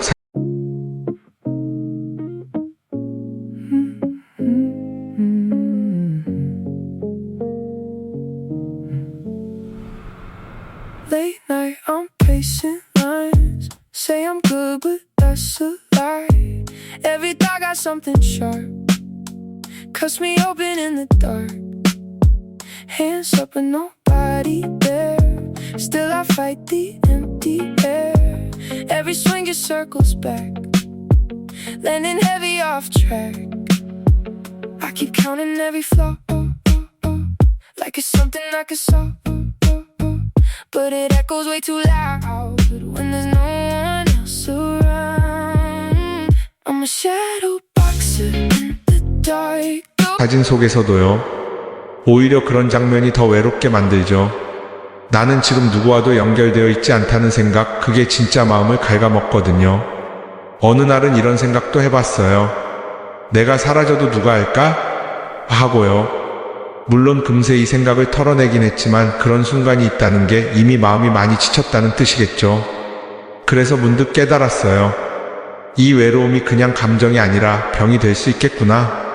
우울증, 불면증, 심지어는 식욕 저하까지 다 외로움에서 시작된다는 말 저는 이제 믿어요. 나도 모르게 마음이 축 처지고 손에 힘이 안 들어가고 웃음이 안 나오는 거, 그거 다 외로움이 몸에 스며든 결과더라고요. 그럼 어떻게 해야 할까요? 누가 옆에 있어주면 좋겠지만 그건 내 마음대로 안 되잖아요. 그래서 생각했어요. 누가 내 옆에 있어주지 못한다면 나라도 내 마음을 조금은 보듬어줘야 하지 않을까? 예전엔 거울 보는 것도 싫었어요. 내 얼굴이 왜 이렇게 낯설고 초라하게 보이던지. 그런데 이제는 하루에 한 번은 거울을 보면서 이렇게 말해보려고 해요. 수고했어. 오늘도 잘 버텼어. 이 한마디가 어쩌면 하루를 견디게 해주는 힘이 될지도 모르니까요. 저는 아직 혼자서도 괜찮다는 말에 익숙해지는 중이에요. 외로움이 당연하다는 걸 받아들이고 거기서부터 시작하려고요. 나도 외롭고 너도 외롭고 우리 모두 어쩌면 같은 마음일 수도 있겠다는 생각이 드니까 조금은 덜 무겁더라고요. 이제는 사랑보다 더 필요한 게 뭔지 알 것 같아요. 누군가가 아닌 나를 돌보는 일, 나 스스로에게 따뜻한 말을 걸어주는 일, 그게 우리가 외로움에 지지 않고 살아갈 수 있는 첫걸음이 아닐까요? 처음엔 그냥 그런 줄 알았어요. 기운이 없는 날도 있고 밤에 잠이 안 오는 날도 있고 식욕이 뚝 떨어질 때도 있고 나이 들면 다들 그렇다고 생각했거든요. 근데 어느 날 문득 그런 생각이 들더라고요. 이게 정말 단순히 나이 들어서 그런 건가? 어디가 아픈 것도 아닌데 하루 종일 몸이 축 처지고 아무것도 하기 싫고 전에는 즐겁던 일이 다 귀찮아지기 시작했어요. 밥맛도 없고 텔레비전도 시끄럽기만 하고 전화 울리는 소리조차 신경질 나고요. 누구 하나 날 찾지도 않는데 이상하게 제발 연락 좀 하지 마라 싶을 때도 있었어요. 그런데 정작 연락이 없으면 또 서운하고요. 마음이 이랬다 저랬다 한없이 뒤죽박죽이 되는 거예요. 이걸 그냥 감정 기복이라고 넘기기엔 뭔가 좀 이상했어요. 계속 이러다 보면 언젠가는 마음이 완전히 무너질 수도 있겠다는 생각이 들더라고요. 의사 선생님한테 가보니까요. 경도 우울이라는 말을 하셨어요. 이건 병까지는 아닌데요. 외로움이 오래되고 방치되면 우울로 이어질 수 있습니다. 그 말에 머리를 한 대 얻어맞은 느낌이었어요. 외로움이 병이 된다는 말을 그때 처음 들었거든요. 그냥 혼자 있는 게 외로움인 줄 알았는데 그게 내 몸까지 병들게 한다는 사실은 정말 몰랐어요. 지금 생각해보면 그 징조는 분명히 있었어요. 사람 얼굴 보기 싫어지고 통장 잔고를 괜히 몇 번씩 들여다보고 하루 종일 안 씻고 소파에만 누워있고 그게 그냥 피곤해서 그런 게 아니었던 거죠. 나중에 들은 얘긴데요. 외로움이 지속되면 심장 건강이 나빠지고 치매 발병 위험도 높아진다고 하더라고요. 실제로 미국에서는 흡연보다도 외로움이 건강에 더 해롭다는 연구도 있다던데 그 말 듣고 나니까 더 무서워졌어요. 이게 그냥 마음의 문제만이 아니라는 거예요. 몸 전체를 무너뜨릴 수 있는 병이라는 거죠. 그런데 이 병은 겉으로 잘 안 드러나요. 열도 없고 통증도 없고 어디가 찢어지거나 부러진 것도 아니니까요. 그러니 주변 사람들도 잘 몰라요. 제가 예전에 허리 디스크 수술을 받았을 때는요. 사람들이 전부 안부 전화해주고 국 끓여다주고 집까지 데려다주고 그랬어요. 그런데 요즘은 몸은 멀쩡해 보이는데 마음이 병들어 있으니까 아무도 몰라주고 아무도 도와주지 않아요. 외로움이 진짜 무서운 건 그거예요. 그게 병이라는 걸 스스로도 모르고 남들도 몰라준다는 거죠. 그래서 더 외로워지고 더 깊은 구덩이로 빠져들게 되는 거예요. 한 번은 친구한테 이런 이야기를 꺼낸 적이 있어요. 나 요즘 너무 힘들다. 그냥 이유 없이 마음이 허해. 그랬더니 친구가 이러는 거예요. 야, 무슨 소리야. 너처럼 잘 지내는 사람이 어딨어. 그냥 운동이나 해. 듣자마자 말문이 막혔어요. 아, 이건 말해도 소용없는 이야기구나. 그날 이후로는 누구에게도 말하지 않기로 마음먹었어요. 사실 마음이 아픈 사람한테 운동해라, 좋은 생각해라 하는 말이 얼마나 무책임한 건지 겪어보지 않은 사람은 절대 몰라요.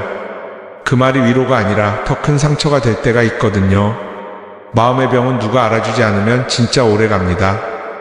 특히나 우리 세대는 그런 거 참 못 말해요. 다 참아야지 나보다 힘든 사람도 많다. 이런 말로 자기 마음을 눌러가며 살아왔잖아요. 그게 나쁘다는 건 아니에요. 그렇게라도 살아내야 했던 시절이었으니까요. 그런데 문제는 이제는 그게 더 이상 안 통한다는 거예요. 몸도 마음도 예전만큼 단단하지가 않거든요. 요즘 들어 잠이 안 와서 새벽에 깨는 일이 많아졌어요. 시계를 보면 꼭 새벽 3시쯤.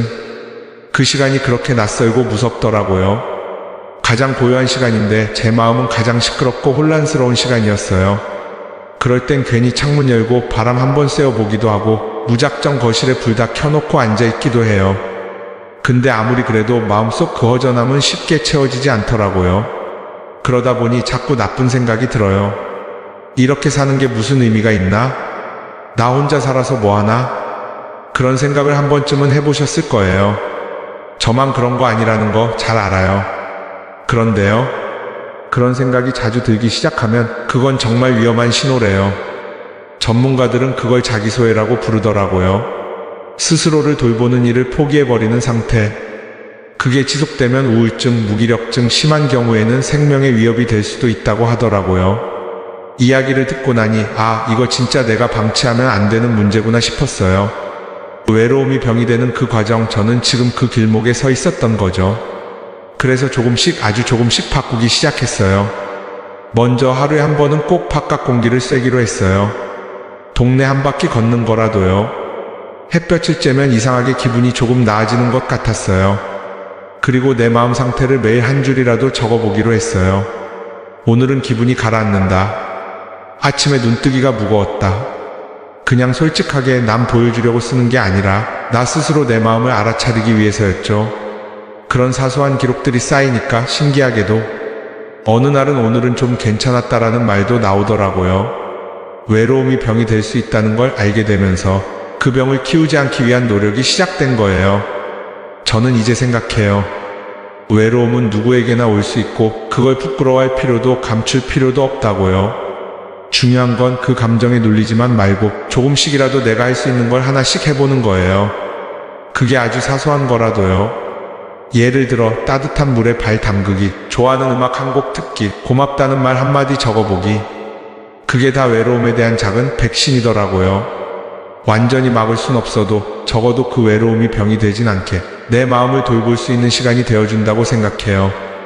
혹시 지금 이 이야기를 듣고 있는 분 중에 저처럼 마음이 아픈 분이 계시다면 이 말 꼭 전하고 싶어요. 당신은 혼자가 아닙니다. 그리고 지금 느끼는 그 외로움은 당신이 살아있고 마음이 있다는 증거예요.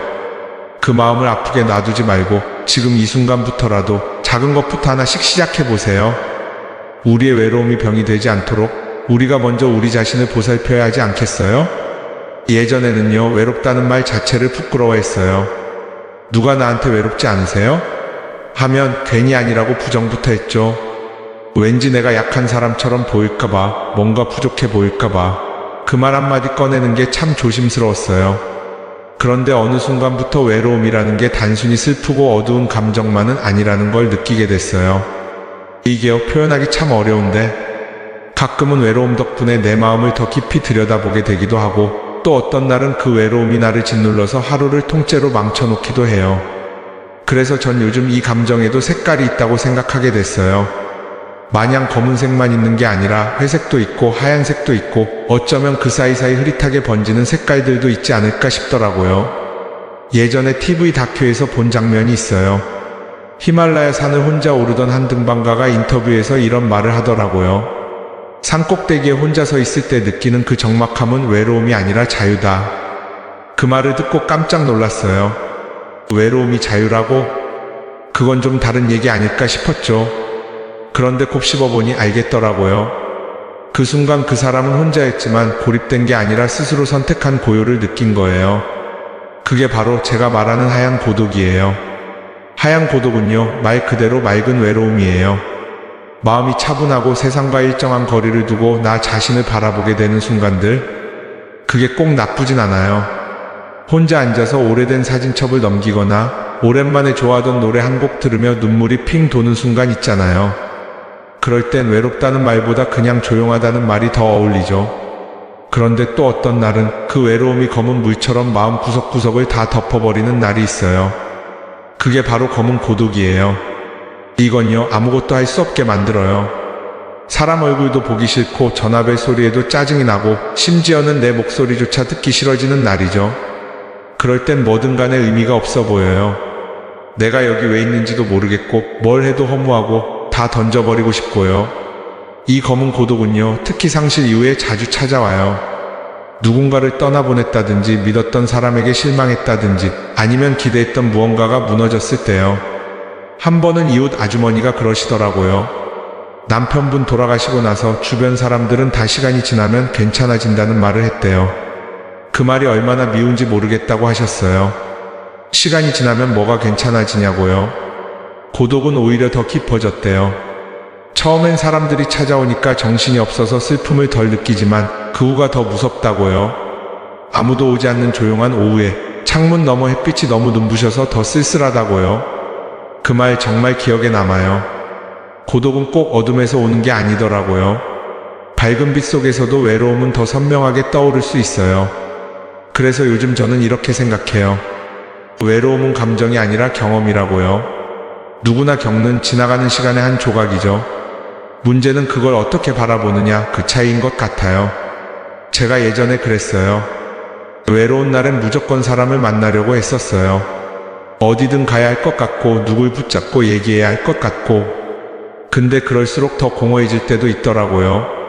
괜히 웃는 척하고 아무렇지 않은 척하고 그렇게 억지로 연결되어 있다는 느낌만 남기고 돌아오면 집에 와서 더 깊은 검은 고독이 몰려오죠. 그래서 이제는요, 고독에도 좋은 날이 있다는 걸 받아들이기로 했어요. 혼자 있다는 건 내가 나를 마주하는 시간이라는 것. 그걸 그냥 흘려보내는 게 아니라 조금은 품어주기로 했어요. 그리고 그걸 하얀 고독으로 만드는 방법도요, 어렵지 않더라고요. 먼저 조용한 음악 하나 틀고요. 차 한 잔 따뜻하게 내려서 천천히 마시고요. 그냥 창밖 바라보는 시간, 아무것도 하지 않고 앉아있는 그 시간을 허락해보는 거죠. 처음엔 어색해요.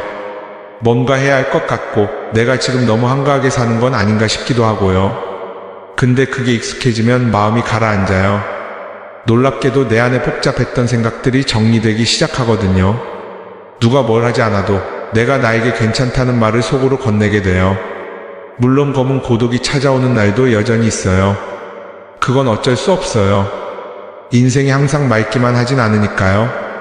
근데 하얀 고독을 조금씩 익히다 보면 그 검은 고독 속에서조차 숨쉴 공간 하나는 만들어낼 수 있게 되더라고요. 그러니까 외로움이 무조건 나쁜 것도 아니고 피해야만 하는 것도 아니라는 걸 이제는 알 것 같아요. 오히려 외로움을 통해서 내가 나를 더 이해하게 되는 순간이 많아져요. 남의 말에 너무 휘둘리지 않고 내가 진짜 원하는 게 뭔지, 어떤 게 날 편하게 하는지 그걸 알아가는 시간이 외로움이라는 이름으로 찾아오는 거예요. 그래서 저는 요즘 외롭다고 느끼는 순간이 오면 이렇게 말해요. 아, 또 나를 만날 시간이 왔구나. 그렇게 말하면서 스스로를 다독여요. 이런 얘기 들으면요, 그런 소리 할 여유 있는 사람이나 저런 말하지 하실 수도 있어요. 근데 정말이에요. 이건 돈이 드는 것도 기술이 필요한 것도 아니에요. 단지 내 마음의 시선을 바꾸는 거예요. 외로움을 마냥 검게 보지 않고 그 안에 숨은 흰빛도 찾아보는 연습? 그게 되면 조금은 덜 힘들어요. 외로움이 찾아와도 덜 두렵고 오히려 그 시간조차 나를 위한 틈이 되어줄 수 있거든요. 아직도 외로움은 어렵고 가끔은 무서워요. 그렇지만 이제는 외로움이 왔다고 해서 무조건 피하려 하진 않아요. 이 감정에도 색깔이 있다는 걸 알게 됐으니까요. 그리고 그 색깔은 내가 어떻게 바라보느냐에 따라 달라질 수 있다는 것도요. 지금 이 말을 듣고 계신 분들도 혹시 외로움 속에 계시다면 그 감정을 꼭 쫓아내려고만 하지 마세요. 어쩌면 그 외로움이 당신의 가장 깊은 곳에서 조용히 들려오는 자신의 목소리일지도 모르니까요. 처음엔 몰랐어요. 그 작은 행동 하나가 내 하루를 이렇게 바꿔놓을 줄은요. 그날도 그냥 그랬죠. 평소랑 다를 거 없는 아침이었어요. 늦게 일어나서 물 한 잔 마시고 대충 얼굴 씻고 집안을 빙글빙글 맴돌다가 소파에 털썩 앉았죠. 그런데 그날따라 이상하게 숨이 막히더라고요. 답답하고 이유 없이 눈물이 났어요. 가슴이 꽉 막힌 것처럼 무겁고 어딘가에 기대고 싶은데 기대할 곳이 없었어요. 그때였어요. 뭘 하나라도 해보자. 가만히 있지 말고. 그렇게 무작정 손에 종이 한 장을 들고 볼펜을 집었죠. 그리고 딱 한 줄만 썼어요. 오늘 너무 외롭다. 그게 시작이었어요. 처음엔 눈물 젖은 글씨로 하루를 적기 시작했는데 며칠 지나니까 이상하게 그 짧은 기록들이 내 마음을 조금씩 다독여주더라고요. 누구에게 보여주는 글도 아니고 오직 나만 아는 말들인데 그 말들이 나를 살려냈어요. 우린 늘 뭔가 큰 걸 해야 한다고 생각하잖아요. 운동을 시작해야 하고 취미를 만들어야 하고 누군가를 만나야 하고. 근데 그게 쉽지가 않아요. 오히려 작고 사소한 걸로 시작하면 훨씬 마음이 덜 부담스럽고 그 작은 반복이 쌓이면서 어느새 마음속에 따뜻한 온기가 생기더라고요. 그래서 저는요, 지금도 매일 3가지 작은 습관을 지키고 있어요. 별거 아니에요. 그냥 나를 챙기는 작은 동작들인데 그게 하루의 방향을 바꾸더라고요. 첫 번째는 아침마다 나만의 주문을 외우는 거예요. 처음엔 좀 민망했어요. 이 나이에 무슨 주문이냐 싶었죠. 근데 이게 꽤 효과가 있어요. 제가 외우는 말은 이거예요. 나는 오늘도 잘 버틸 수 있어. 이 한 줄을 눈 감고 5번 입으로 찾게 말해요. 그 순간 마음이 조금 정리되더라고요. 복잡했던 생각들이 잠깐 멈추고 어디선가 용기가 하나 딱 올라오는 느낌이에요. 이걸 마음의 닻이라고 생각하면 돼요. 요동치는 마음을 붙잡아주는 말. 그게 하루의 방향을 정해줘요. 두 번째는 손으로 하는 취미 하나를 만들었어요. 집 근처 문화센터에서 공예 수업이 있길래 무작정 등록했어요. 솔직히 처음엔 다 젊은 사람들일 줄 알았는데 저보다 나이 많으신 분들도 계시더라고요. 그걸 보는 순간 용기가 났어요. 처음엔 어색했지만 손으로 뭔가 만들고 있다는 느낌이 참 좋았어요. 무언가를 집중해서 만드는 시간이 되면요, 마음속에서 떠다니던 불안이나 외로움이 잠깐 자리를 비워요. 그리고 그 공예품 하나 완성하고 나면 내가 뭔가를 해냈다는 자존감이 생겨요. 그 자존감 정말 중요하더라고요. 혼자 있는 시간이 길어지면요, 나는 쓸모없는 사람이야. 아무것도 못하고 있어. 그런 생각에 자꾸 빠지거든요. 근데 이 취미라는 게요, 그 생각을 뒤집어줘요. 내가 만든 무언가를 눈으로 확인할 수 있으니까요. 세 번째는 하루에 하나씩 누군가를 도와주는 일을 해보는 거예요. 거창한 게 아니에요. 동네 쓰레기 줍기, 문 열어주기, 마트에서 무거운 장바구니 들어주기. 작은 선행이요, 생각보다 마음을 굉장히 따뜻하게 해줘요. 나 혼자만 바라보던 시선을 다른 사람에게로 옮겨주는 힘이 있어요. 제가 어느 날 시장에서 쪼그려 앉아 고구마를 고르시던 할머니께 비닐봉지를 챙겨드렸어요. 그분이 저를 보면서 고맙다고 웃으시는데 그 한마디에 괜히 뭉클하더라고요. 그날 집에 돌아와서 이상하게 기분이 좋아서 밥도 더 맛있게 먹었어요. 그런 기분 예전엔 잘 몰랐어요. 근데 해보니까 알겠더라고요. 도움이라는 건 받는 사람보다 주는 사람이 더 따뜻해진다는 거요. 이 3가지 습관, 주문 외우기, 손으로 만드는 취미 하나 갖기, 하루에 하나 선행하기. 이게 별거 아닌 것 같지만 지금의 저를 지켜주는 가장 큰 무기예요. 누군가는 이렇게 말할 수도 있어요. 그게 뭐 대수냐, 그거 한다고 뭐가 달라지냐. 근데 저는 정말 말할 수 있어요. 그거 하나가 달라지면 마음이 달라져요. 그리고 마음이 달라지면 세상이 달라 보이더라고요. 그리고 중요한 건 이 모든 게 돈이 거의 안 든다는 거예요. 누군가의 도움이 없어도 혼자서도 할 수 있어요. 예전에 TV에서 외로움을 관리하는 감정이라고 하더라고요. 그 말이 참 마음에 와닿았어요. 외로움을 없앨 수는 없지만 관리할 수는 있다. 그게 바로 습관이라는 걸 이제야 알게 된 거예요.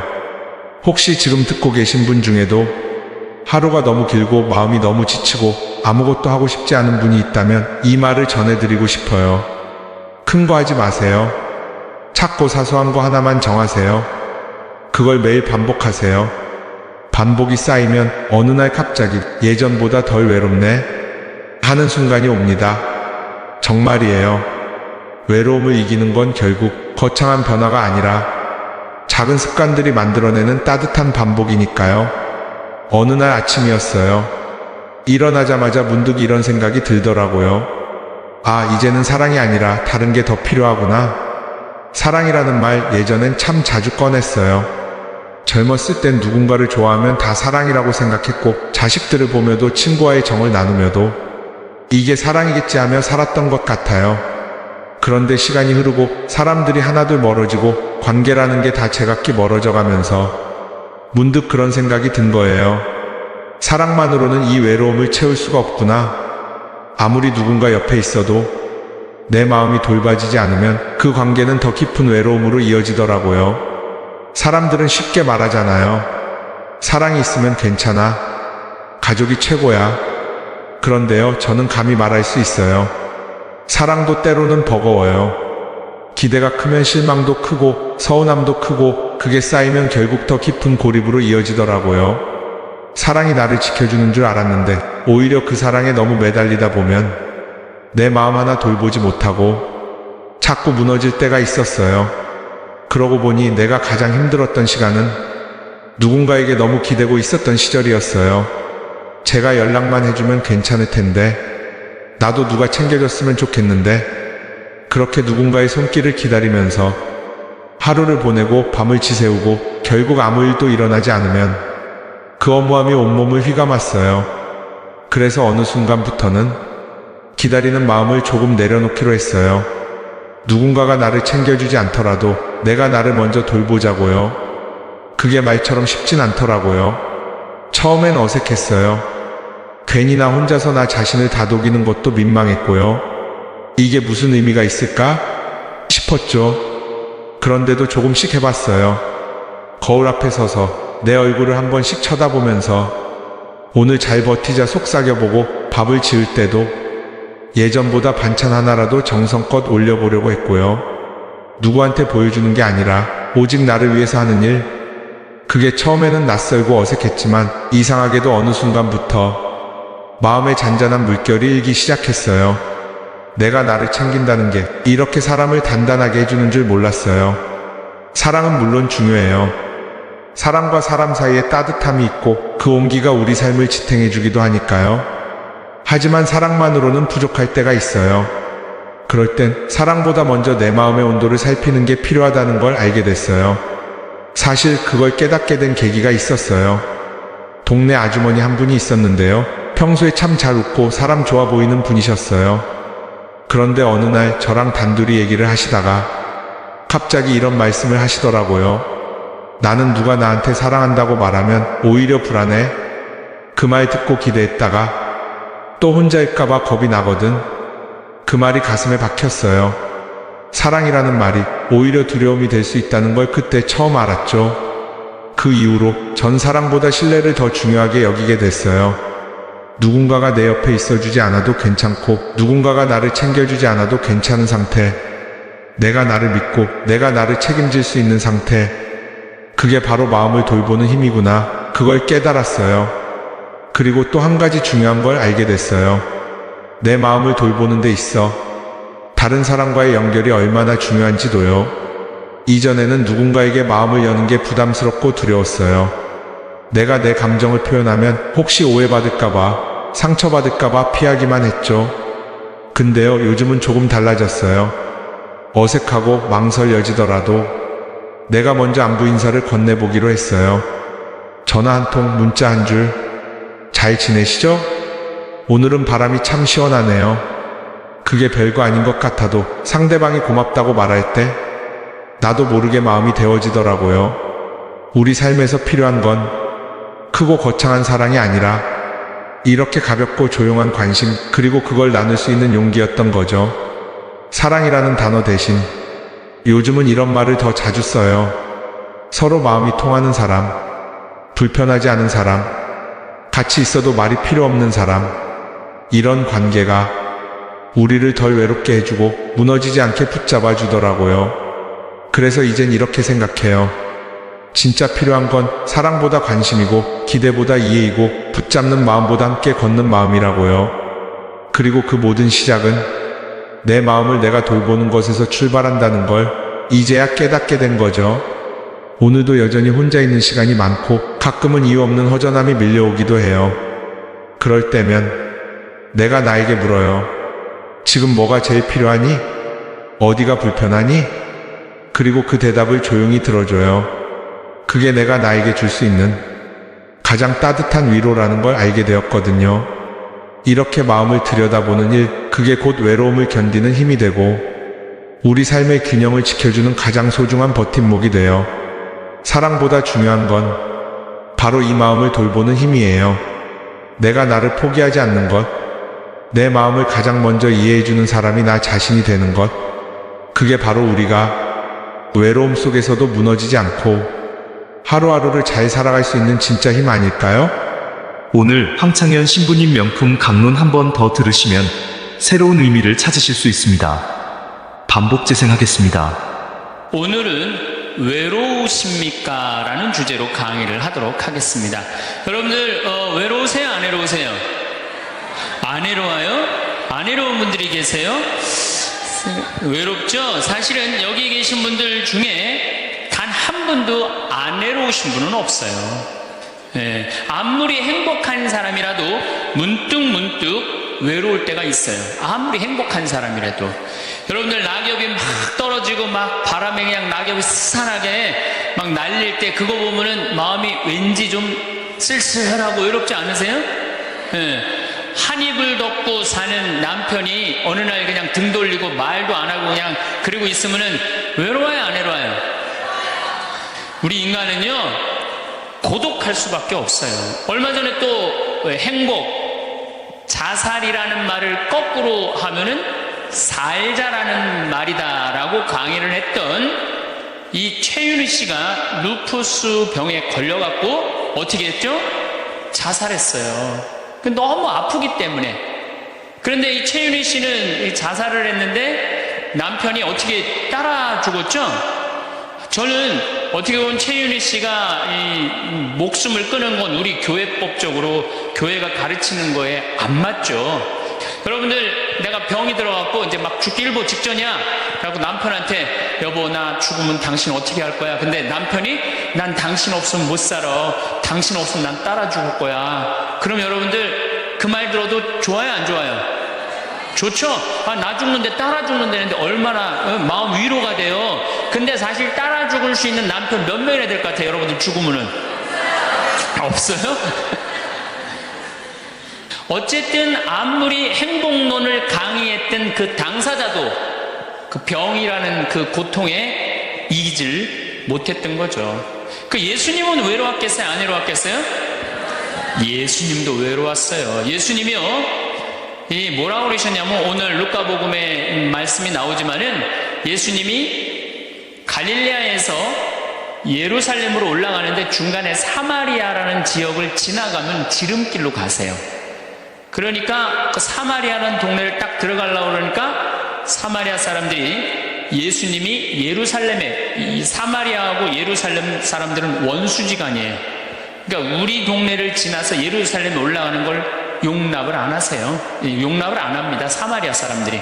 그래서 우리 마을에 못 들어오게 해요.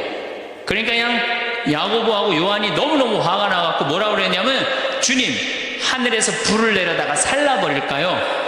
그냥 불질러 버린다는 거죠. 우리를 안 받아들이니까. 그런데 예수님이 그들을 꾸짖고 돌아가세요. 그 마을을 돌아가시고 난 다음에, 돌아가고 난 다음에 그 마을 지나서 이런 말씀을 하세요.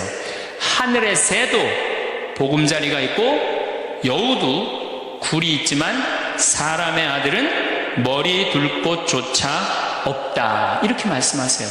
아니, 온 세상의 임금님이신 예수님조차도 이 세상에서 사시면서 뭐라고 그랬어요? 하늘의 새도 보금자리가 있고 여우도 굴이 있는데 사람의 아들은 머리 둘 곳조차 없다. 예수님도 외로우셨는데 여러분들이 뭐라고 안 외로워요? 본당 신부님들이 가끔 사제가 돼서 본당 사목을 하다가 교우들하고 갈등을 일으켜요. 갈등을 일으키는데 교우들이 본당 신부님 본당에서 몰아낸다고 주교님한테 막 투서하고 막 연판장 막 돌리고 그럴 때 그 사제는 외로울까, 안 외로울까요? 외롭죠. 왜? 정말로 하느님 나라를 위해서, 하느님의 교회를 위해서, 그 교회의 구성인 교우들을 위해서 장가도 안 가고 말이야, 혼자 독신으로 그 교우들을 위해서 온전히 삶을 봉헌했는데 그 교우들이 자기를 몰아낸다, 자기를 투소한다, 정말로 모든 걸 바쳤는데 그 바친 당사자들이 자기를 미워할 때 사제는 고독할까요, 안 고독할까요? 고독할 수밖에 없어요. 예수님 역시 가난하고 불쌍한 이들을 위해서 착한 일을 하는데도 유다인들은 예수님께 돌을 집어 던지려고 그래요. 예수님을 미워했어요. 그래서 요한복음 7장을 보면은 예수님이 5,000명을 먹이고 막 기적을 일으키다가 사람들이 마음이 바뀌어갖고 예수님을 죽이려고 그래요. 그러니까 예수님이 요한복음 7장 1절에 뭐라고 그러냐면은 유다를 다니지 않고 갈릴레아에 숨어 다녔다고 그래요. 숨어 다녔다고. 드러나지 않게 다니십니다. 왜? 그들이 당신을 미워하는 걸 아시고 예수님이 드러나지 않아요. 그러니까 너무너무 사랑하는데 나를 미워하면은 여러분들 쓸쓸할 것 같아, 안 쓸쓸할 것 같아요? 여러분들, 남편을 내가 너무너무 사랑해. 남편을 너무너무 사랑하는데 남편이 나를 미워해. 내가 남편을 너무너무 좋아하는데 남편이 나를 미워해. 그러면은요, 그거 고독은요, 이루 말할 수가 없어요. 우리가 언제 주로 살아가면서 고독할까요? 첫 번째 외로움을 느끼는 것은 사랑하는 사람에게서 버림받았을 때 외로움을 느낀다고 그래. 사랑하는 사람. 부모님한테 버림받은 사람들 많죠? 부모님한테 버림받은 사람들 얼마나 많아요. 요즘 보육원에 그냥 자기 아이 버리고 그냥 가는 부모님들 얼마나 많아요. 그리고 이혼하고 그냥 엄마가 보따리 싸들고 그냥 도망가는 엄마들 얼마나 많아요. 그런 아이들 상처가 얼마나 크겠어요. 세상에 천하에 엄마가 나를 버렸다, 아버지가 나를 버리고 갔다, 그들의 마음의 상처는 이루 말할 수가 없죠. 또 사랑하는 애인이 배반하고 가버렸어. 사랑하는 애인이 배반하고 가버렸어. 그러면은 아파요, 안 아파요? 아프죠? 친구가 나를 배반하고 가버렸어. 이거 굉장히 괴로운 거예요. 내가 정말로 너무너무 사랑하는데 결혼하고 싶은 정말로 남자가 있어. 근데 부모님이 반대해갖고 헤어져야 돼. 아파요, 안 아파요? 굉장히 아프죠. 그래서 심지어 그 위대한 다윗도 아들 압살롬이 반란을 일으켜요. 아들이 압살롬이라는 아들이 있는데 반란을 일으켜갖고 다윗이 도망 나갑니다. 예루살렘에서 그냥 급히 도망을 나가면서 이런 시를 불러요. 시편 3편에 주님, 저를 괴롭히는 자들이 어찌리 많습니까? 저를 거슬러 일어나는 자들이 많기도 합니다. 하느님께서 저자를 구원하실성 싶으냐? 저를 빈정대는 자들이 많기도 합니다. 이런 얘기를 해요. 그러니까 다윗도 결국은 누구한테 버림을 받기 시작하냐면 아들한테 버림을 받아요. 그리고 결국은 그 아들은 요압이라는 다윗의 총사령관한테 표창에 맞아 죽고. 그러니까 얼마나 아프겠어요. 인간은 어떤 종류의 인간이든지 이런 아픔 속에서 살아갈 수밖에 없다. 사랑하는 사람을 만날 수 없다는 사실, 숨을 쉴 수조차 힘든 거죠. 이거를 불가에서는 뭐라고 그러냐면 애별리고라고 그래. 애별리고. 사랑하는 사람하고 헤어지는 고통. 이게 가장 큰 고통이라고 그래요. 우리 신학생들, 참 나는 우리 신학생들만 보면은요, 너무너무 거룩하고 아름답고 순결해요. 고등학교 3학년 딱 졸업하고 얼마나 하고 싶은 게 많겠어요. 그런데 하느님의 나라를 위해서 신학교 딱 들어갔단 말이야. 그러면 신학교 1, 2학년들 보면요, 너무너무 순수하고 아름다워 보여요. 그 나만 아름다워 보이겠어요?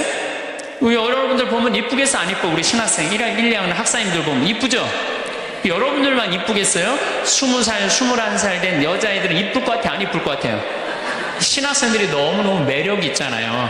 그래갖고 가까이 가고 싶고 자꾸 만나고 싶단 말이야. 그냥 고등학교 때까지는 공부하다가 모르다가 그냥 신학생들도 딱 신학생이 돼갖고 그냥 이쁜 아가씨가 자꾸 옆에 있으면 마음이 끌릴 것 같아요, 안 끌릴 것 같아요?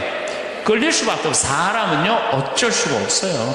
그래갖고 한 2년 만나다 보면은요, 이게 이때부터 갈등하기 시작하는 거예요. 내가 사제가 돼야 되는데 왜 자꾸 저 여자한테 마음을 빼앗기나. 그래갖고 그냥 그때부터 고민하기 시작하는 거예요. 하느님을 선택할 것이냐, 여자를 선택할 것이냐. 그래서 신학교에서는 재미난 말이 있어요. 2말 3초라고 그래. 2학년 말, 3학년 1학기, 3학년 초, 이때가 가장 신학생들이 갈등을 많이 할 때. 그래갖고 이때 여자를 떠나보내면 이제 4학년, 5학년 쭉 군대 가면서 이제 사제길로 가는 거예요. 근데 이때 그냥 이 여자를 따라가면 이제 신학교 나가는 경우가 많죠. 그래갖고 그냥 그 젊은 나이에 그 피 끓는 뜨거운 애정을 끊고 사제가 되니 애별리고의 고통을 안 겪은 사제가 몇 명이나 될 것 같아요. 그러니까 서푼 때 보면 그냥 누워갖고 그냥 이 깔고 그냥 그 여자 떠나보낸 여자 생각하고 그냥 가슴이 아파서 우는 거예요. 모든 걸 떠나보내야 돼. 인간이 얼마나 이게 힘든 건데요. 그러니까 여러분들 시민님들한테 잘하세요. 괜히 주교님한테 편지 쓰고 그러지 마시고. 예수님은 마지막 날에 제자들이 예수님을 다 버리고 갔어요. 뭐 심지어 어떤 제자는 막 옷까지 그냥 3배 옷까지 벗어 알몸으로 도망갔어. 그리고 오로지 예수님만 혼자 남았어요.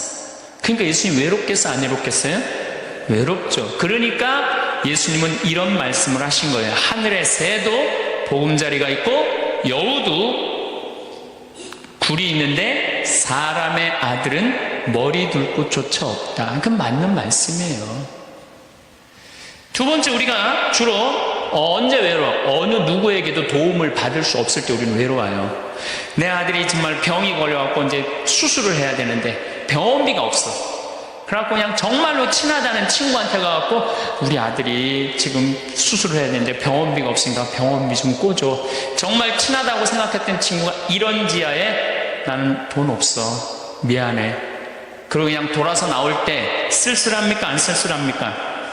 심지어 어머니 뱃속에서 같이 태어난 형제한테 도움을 청했는데도 그 형제가 집을 잡혀갖고 대출이라도 받아서 해줘도 전찬을 판국인데 냉정하게 돈 없다고 거절당할 때 우리 인간은요, 그럴 때 세상에 홀로 떨어져 있는 그런 기분을 드는 거예요. 또 언제 외로워요? 내가 40살, 이제 45, 46이 돼갖고, 애 대학도 들어가야 돼갖고, 학비도 지금, 등록금도 준비해야 되고, 아파트 부금도 보야 되는데, 아니, 그냥 직장 상사가 부르더니 해고 통지를 딱 했어.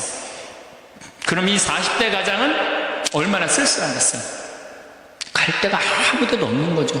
대학이라고 졸업은 해놨는데, 나를 필요로 하는 데가 아무 데도 없네. 아무리 그냥 원서, 지원서를 100통을 써도 그냥 나한테 연락해주는 사람 하나도 없어. 이럴 때 나를 필요로 하는 사람이 아무도 없을 때 우린 외로운 거예요. 더욱이 그냥 더 힘든 사람들은 어떤 사람들이에요? 철거민들. 갈 데는 없고, 겨울은 다가오는데, 그냥 내가 그냥 집을 다 부셔갖고 쫓겨날 때, 그들의 그 외로움은 이건 또 이루 말할 수가 없죠. 그래서 인간으로 살아가는 한 외로울 수밖에 없어요. 그래서 하이데거라는 철학자는 뭐라고 하냐면 인간은 세상에 내던져진 존재라고. 내던져진 존재. 여기 여러분들 중에 태어나고 싶어서 태어나신 분들 계세요? 한 분도 없죠? 내던져진 거예요, 세상에.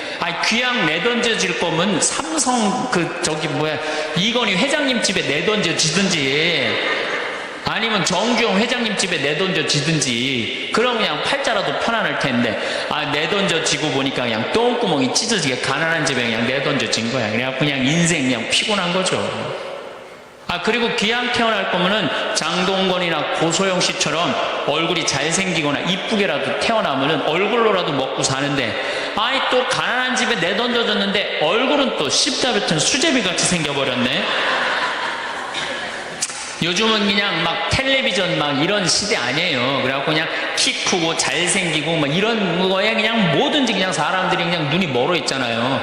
근데 그냥 생긴 건 씹다 뱉은 수제비 같이 그냥 이렇게 살아가는 사람들은 인생을 힘들게 살아갈 수밖에 없다는 거예요. 그런데 그런 사람들이 95%가 그렇다는 거예요. 95%. 저나 여러분이나 내가 항상 하는 얘기지만 내 얼굴 이거 씹다 뱉은 수제비 같이 생겨갖고 이거 얼굴로 먹고 살긴 틀린 거죠. 다 평범하게 태어나는 거죠. 또 우리 언제 외로워요? 말이 안 통할 때 외로워요. 남편하고 말이 안 통할 때, 자식하고 말이 안 통할 때, 특별히 가족 간에 말이 안 통할 때 참 외로워요. 제가 미국에 강의를 한 2년 동안 이렇게 쭉 다녀보니까 깜짝 놀라는 일이 있어요.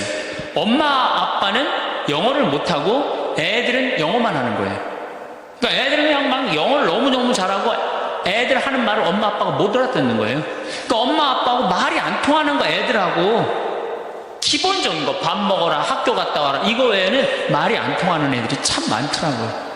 정말로 그건 이제 점점 외로워지는 거죠. 그래서요, 뉴욕에요 60세 넘은 할머니 할아버지들이 작년에 한 60명이 자살을 했대요. 외로우니까. 우리 생태마을에 교감 선생님이 3개 국어를 해요. 생태학교라는 걸 운영하거든요. 3월달부터 12월달까지 우리 농사 짓고 기숙사 생활하고 생태 영성 배우고 이런 생태학교를 운영하는 이제 교감 선생님이 미국에서 스카웃을 해왔어요.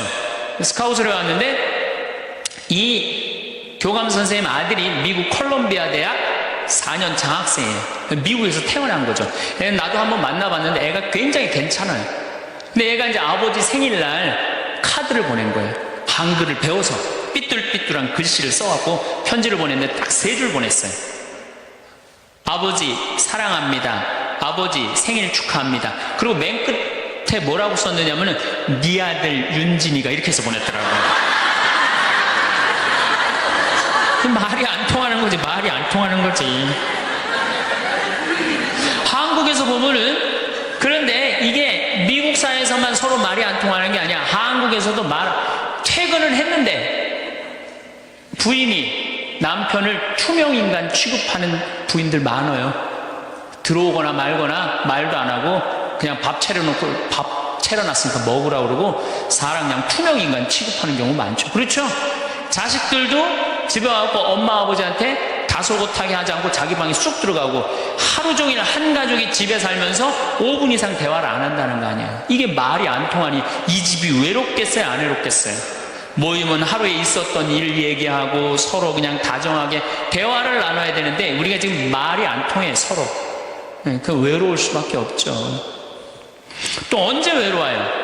이게 이제 저하고 여러분들하고 공통적으로 느끼는 거예요. 늙어가는 걸 느낄 때, 내가 뭔가 하나씩 뺏겨가는 걸 느낄 때, 그때 외로워요. 내 젊음이 하나하나 떨어져 가는구나. 제가 굉장히 눈이 좋았어요. 1.5, 어떨 땐 2.0까지 나왔어요. 근데 요즘 핸드폰에 메시지가 오면은 일단은 내가 인상을 써요. 인상을 쓰고 이렇게 멀리 보기 시작해. 안 보이는 거, 글자가. 심지어는 내 동창들은요, 돋보기를 쓰는 동창들도 있어요, 벌써. 그래서 너 왜 돋보기를 쓰냐고 하니까 노안이 와갖고 신문이 안 보이는 거예요. 그 돋보기를 쓰고 있는 동창을 보면요, 슬프더라고요. 늙어가니까. 제가 젊었을 때 몸에 테스토스테론이 흘러 넘쳤어요. 진짜 남자다웠어요. 그래갖고 내가 눈물이라고는 한 방울도 안 흘렸어요. 얼마나 눈물을 안 흘리냐면 고등학교 2학년 때 우리 어머니 아버지가 내가 신학교 들어가기 전까지는 성당에 안 다니셨어요. 그게 이해가 안 됐잖아요. 반대한다고 어머니가 막 약 먹고 자살하고 막 정말로 아버지가 그 막 죽어가는 어머니를 막 끌어안고 저를 보고 뭐라고 그랬느냐면 울면서 제발 신학교 안 간다는 소리 좀 해라. 내가 그랬는데도 눈물 한 방울 안 흘린 놈이에요, 내가. 물론 우리 어머니 아직도 안 돌아가셨어요. 아직도 안 돌아가시긴 했는데. 그런데 내가 나이가 46인데 이상한 일이 벌어졌어요. 내 몸에서 이제 테스토스테론은 안 나오고 남성 호르몬은 안 나오고 에스트로겐, 여성 호르몬이 나오는 모양인 것 같아요. 지난 2월 달에 우리 김연아 선수가 동계올림픽 금메달 땄잖아요. 따갖고 그냥 더욱이 또 우리 세례 받았잖아. 그냥 내 딸이 그냥 금메달 따갖고 그냥 동해물가 올라가는데 그냥 그 묵주 반지가 딱 보이는데 눈물 한 방울 딱 떨어지는데, 아니 김연아 선수 눈물 한 방울 떨어지는데 왜 내 눈에서 눈물 10방울이 떨어져? 자동이야, 자동. 요즘은 그냥 텔레비전에서 슬픈 것만 봐도 어떻게 돼요? 눈물이 뚝뚝 떨어져요. 내가 이제 늙어가고 있는 거예요. 네. 내 몸에서 이제 여성 호르몬이 나와갖고 자꾸 감성적으로 되는 거예요. 감성적으로. 반대로 여자들은 몸에서 이제 에스트로겐은 안 나오고 테스토스테론이 나와요. 남성 호르몬이 나와요. 그래갖고 50 넘은 여자들을 보면요, 여자 같은 여자는 하나도 없어요. 깡패 같은 여자들만 그냥 천재 있어요. 깡패 같은 여자. 그냥 몸에서 근데 에스트로겐이 빠져나가면은요, 여성 호르몬이 빠져나가면은요, 기억력도 같이 빠져나간대. 기억력도. 그래갖고 그냥 장을 보러 나가야 되는데 그냥 지갑을 어디다 놔뒀는지 알 길이 없는 거야. 온 집안을 다 뒤져도 지갑이 없는 거예요. 그래갖고 열받는다고 냉장고 딱 열어보니까 김치통 위에다 지갑 딱 올려놔. 아이고 내가 왜 이럴까, 내가 왜 이럴까. 심지어는 어떤 분은 막 1층에서 2층 올라가면서 올라가는 중간에 무슨 일을 하러 올라가는지 까먹는 분도 계세요. 그런 분들 많죠? 더 심각한 분은 어떤 분이냐면 1층하고 2층 중간에 서서 고민하기 시작하는 거예요. 과연 내가 지금 2층에서 내려오고 있는 중이었을까? 1층에서 올라오고 있는 중이었을까? 깜짝깜짝 놀라는 거죠. 심지어는 저는 어떤 분까지 봤느냐면은 핸드폰을 하면서 지금 내가 핸드폰을 찾는데 내 핸드폰 어디 있지? 이러고 있는 사람들도 있어요. 그런 분들도 있어요. 늙어가는 거죠. 늙어가는 건 굉장히 슬픈 거예요. 젊음을 빼앗기는 거, 이런 것들이 자꾸 우리를 슬프게 하죠. 한숨이 나오죠. 더위 아줌마들은요 40이 넘으면 확 갑자기 몸에 얼굴이 열이 확 올라왔다가 열이 확 식었다가 그러죠. 감정의 기복도요 막 기뻤다가 슬펐다가 분명해요. 울었다 웃었다가 분명해요. 그러면 자식 붙잡고 네가 인생을 어떻게 살라고 그러냐고 막 울다가 갑자기 그냥 성당 친구가 전화 오면은 언제 그랬냐는 듯이 내가 오늘 신부님을 강의를 들었는데 너무 재밌다고 막 깔깔깔깔거리고 막 그러면 아들이 딸이 엄마 도대체 왜 그래? 이 소리를 들으면요 여러분들은 심각하게 늙어가고 있는 거예요. 엄마 도대체 왜 이래? 내가 이제 늙어가는 거죠. 그럴 때 우리 인간은 외로움을 느낀다는 거죠. 또 우리가 언제 외로울까요? 아플 때 외롭다 그래요. 아플 때. 구약의 유명한 욥은 온몸에 종기가 나서 사람들이 자기를 무시할 때 이런 노래를 부릅니다. 내 형제들은 내게서 멀어지고 내 친구들은 남이 되어 버렸다네. 친척과 친지들은 떨어져 나가고 집안 식객들은 나를 잊었으며 계집종들은 나를 낯선 자로 여기니 저들 눈에 나는 이방인이 되었다네. 내 입김은 아내에게 메스껍고 내 몸에 나는 악취를 자식들에게 풍긴다네. 어린 것들조차 나를 업신여기고 내가 일어서려고만 해도 나를 두고 비아냥거리네. 내게 가까운 동아리도 모두 나를 역겨워하고 내가 사랑하는 자들도 내게 등을 돌리는구려. 이 아픔은요 이게 우리 인간이 아직 가장 서러울 때가 아플 때예요. 그건 내 남편도 필요 없고 자식도 필요 없을 때가 굉장히 많죠. 그렇죠? 아플 때는 그래요. 어떤 분이 그런 얘기를 하더라고요. 나하고 나이가 비슷한 분인데 자기가 고등학교 때 엄마가 참 자기를 사랑했는데도 불구하고 하루는 굉장히 토했대요. 근데 밤새 토했는데 엄마가 나 토하는 걸 아는데도 문 한 번 안 열어봤을 때 그렇게 외롭고 쓸쓸하고 지금도 그 20몇 년 전 그 생각을 하면은 지금도 외롭고 섭섭하다는 거예요. 그러니까 우리가 가장 서러움을 많이 느낄 때 언제 서러움을 많이 아플 때 나한테 무심하게 대할 때 우리가 서러움을 많이 느낀다는 거죠. 그래서 시편 69편에 이런 얘기가 있어요. 하느님 저를 구하소서. 목까지 물이 들어찼습니다. 깊은 수렁 속에 빠져 발 디딜 데가 없습니다. 물속 깊은 곳으로 빠져 물살이 저를 지칩니다. 소리 지르느라 지치고 저의 목도 쉬었습니다. 저를 까닭없이 미워하는 자들이 제 머리카락보다 많습니다. 제가 빼앗지도 않았는데 물어내라 합니다. 저는 제 형제들에게 남이 되었고 제 어머니의 소생들에게 이방인이 되었습니다. 물살이 저를 지치지 못하고 깊은 물이 저를 집어삼키지 못하며 심연이 저를 삼켜 그 입을 다물지 못하게 하소서. 인간은 이렇게 누구나 다 힘들고 외롭다는 거예요. 하다못해 같은 이불을 덮고 사는 남편도 내 마음 몰라주고 나 비난하고 몰아세울 때 우리는 외롭고 고독해서 극단적인 방법을 선택하기도 해요. 여러분들 어때요? 우리 여기 자매님들 많으신데 남편 생일에 미역국 끓여주고 자식 생일에 미역국 끓여주고 시부모 생일에 미역국 다 끓여줬어. 근데 정작 내 생일을 미역국 끓여주는 사람 있어요? 네, 없죠? 그래도 내 생일인데 그래도 그냥 생일이니까 그냥 미역국 자기가 이제 끓이는 거야. 근데 아무도 몰라. 미역국 왜 끓였어? 그리고 앉아서 먹는데 그냥 그 미역국을 떠서 먹는데 눈물이 뚝뚝 미역국에 떨어져요? 안 떨어져요? 아무도 나를 몰라줄 때. 그래서 외로움을 많이 느끼는 분들이 여성 주부들이 많이 느낀대요. 애들은 공부하러 학교 다니고 남편은 직장 다니고 빈집을 지키고 있으면 그렇게 쓸쓸하대요. 그래서 이걸 뭐라고 그러냐면은 빈둥지 증후군이 있대요. 빈둥지 증후군.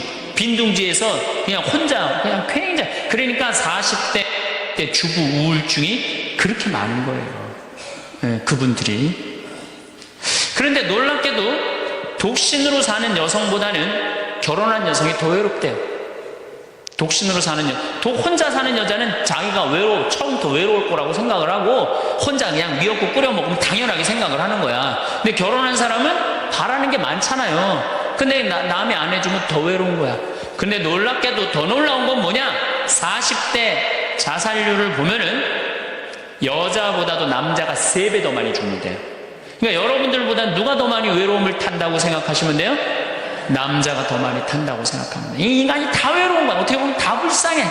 여기 있는 분들 한 분 한 분 예수님 오면 다 안아줄 거야. 너 그동안 외로웠구나. 내가 안아주마.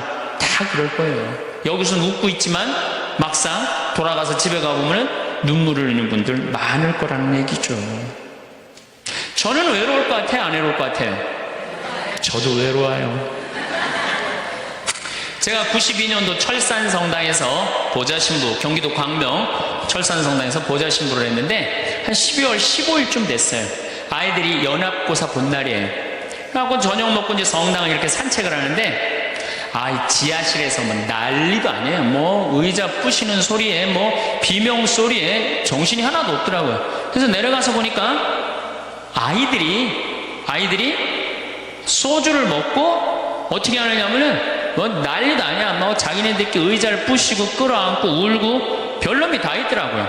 별놈이 다 있어갖고 니네들 도대체 왜 그러느냐? 저는 중학교 아이들이 술 먹고 담배 피는 거 내가 본당 신부할 때 나한테 걸려도 난 한 번도 혼낸 적이 없어요. 애들 왜 혼낸 적이 없냐? 내가 중고등학교 때 술 담배 다 했거든. 뭘 혼을 내? 그래서 야 니네들 사제관에 좀 올라와 봐라. 신부님이 혼내지 않고 사제관으로 올라오라고 했고 딱 앉혔어요. 한 15명 남자 여자 다 앉아갖고 니네들 도대체 무슨 일 때문에 이렇게 술을 먹고 성당 기물을 부시냐 얘기를 좀 해봐라. 그랬더니 마침 그 아이 중에 한 아이가 엄마 아빠가 이혼을 한 거야. 자기네들끼리 위로해준다고 마침 시험도 끝나고 소주를 지금이야 18도 19도지만 그땐 24도짜리 소주 아니에요. 중학교 3학년 애들이 그거 먹고 그냥 필름이 끊어진 거죠. 그래갖고 이제 앉혀갖고 그냥 귀양 나온 얘기니 니네들 인생을 한번 얘기를 해봐라. 이제까지 살아온 거. 그랬더니 애들이 그냥 15년 16년 살아온 인생 그냥 나름대로 그냥 쫙 밤 12시가 넘은 거예요. 그래갖고 오늘은 너무 늦었으니까 니네들 귀양 이렇게 술이 취했으니 집에 가지 말고 신부님 집에서 자라. 사주관에서 15명 다 집으로 전화해라. 만약에 엄마 아빠가 뭐라고 의심을 하면 나를 바꿔줘라. 그래갖고 내가 몇몇은 내 통화를 해갖고 내가 오늘 재울 테니까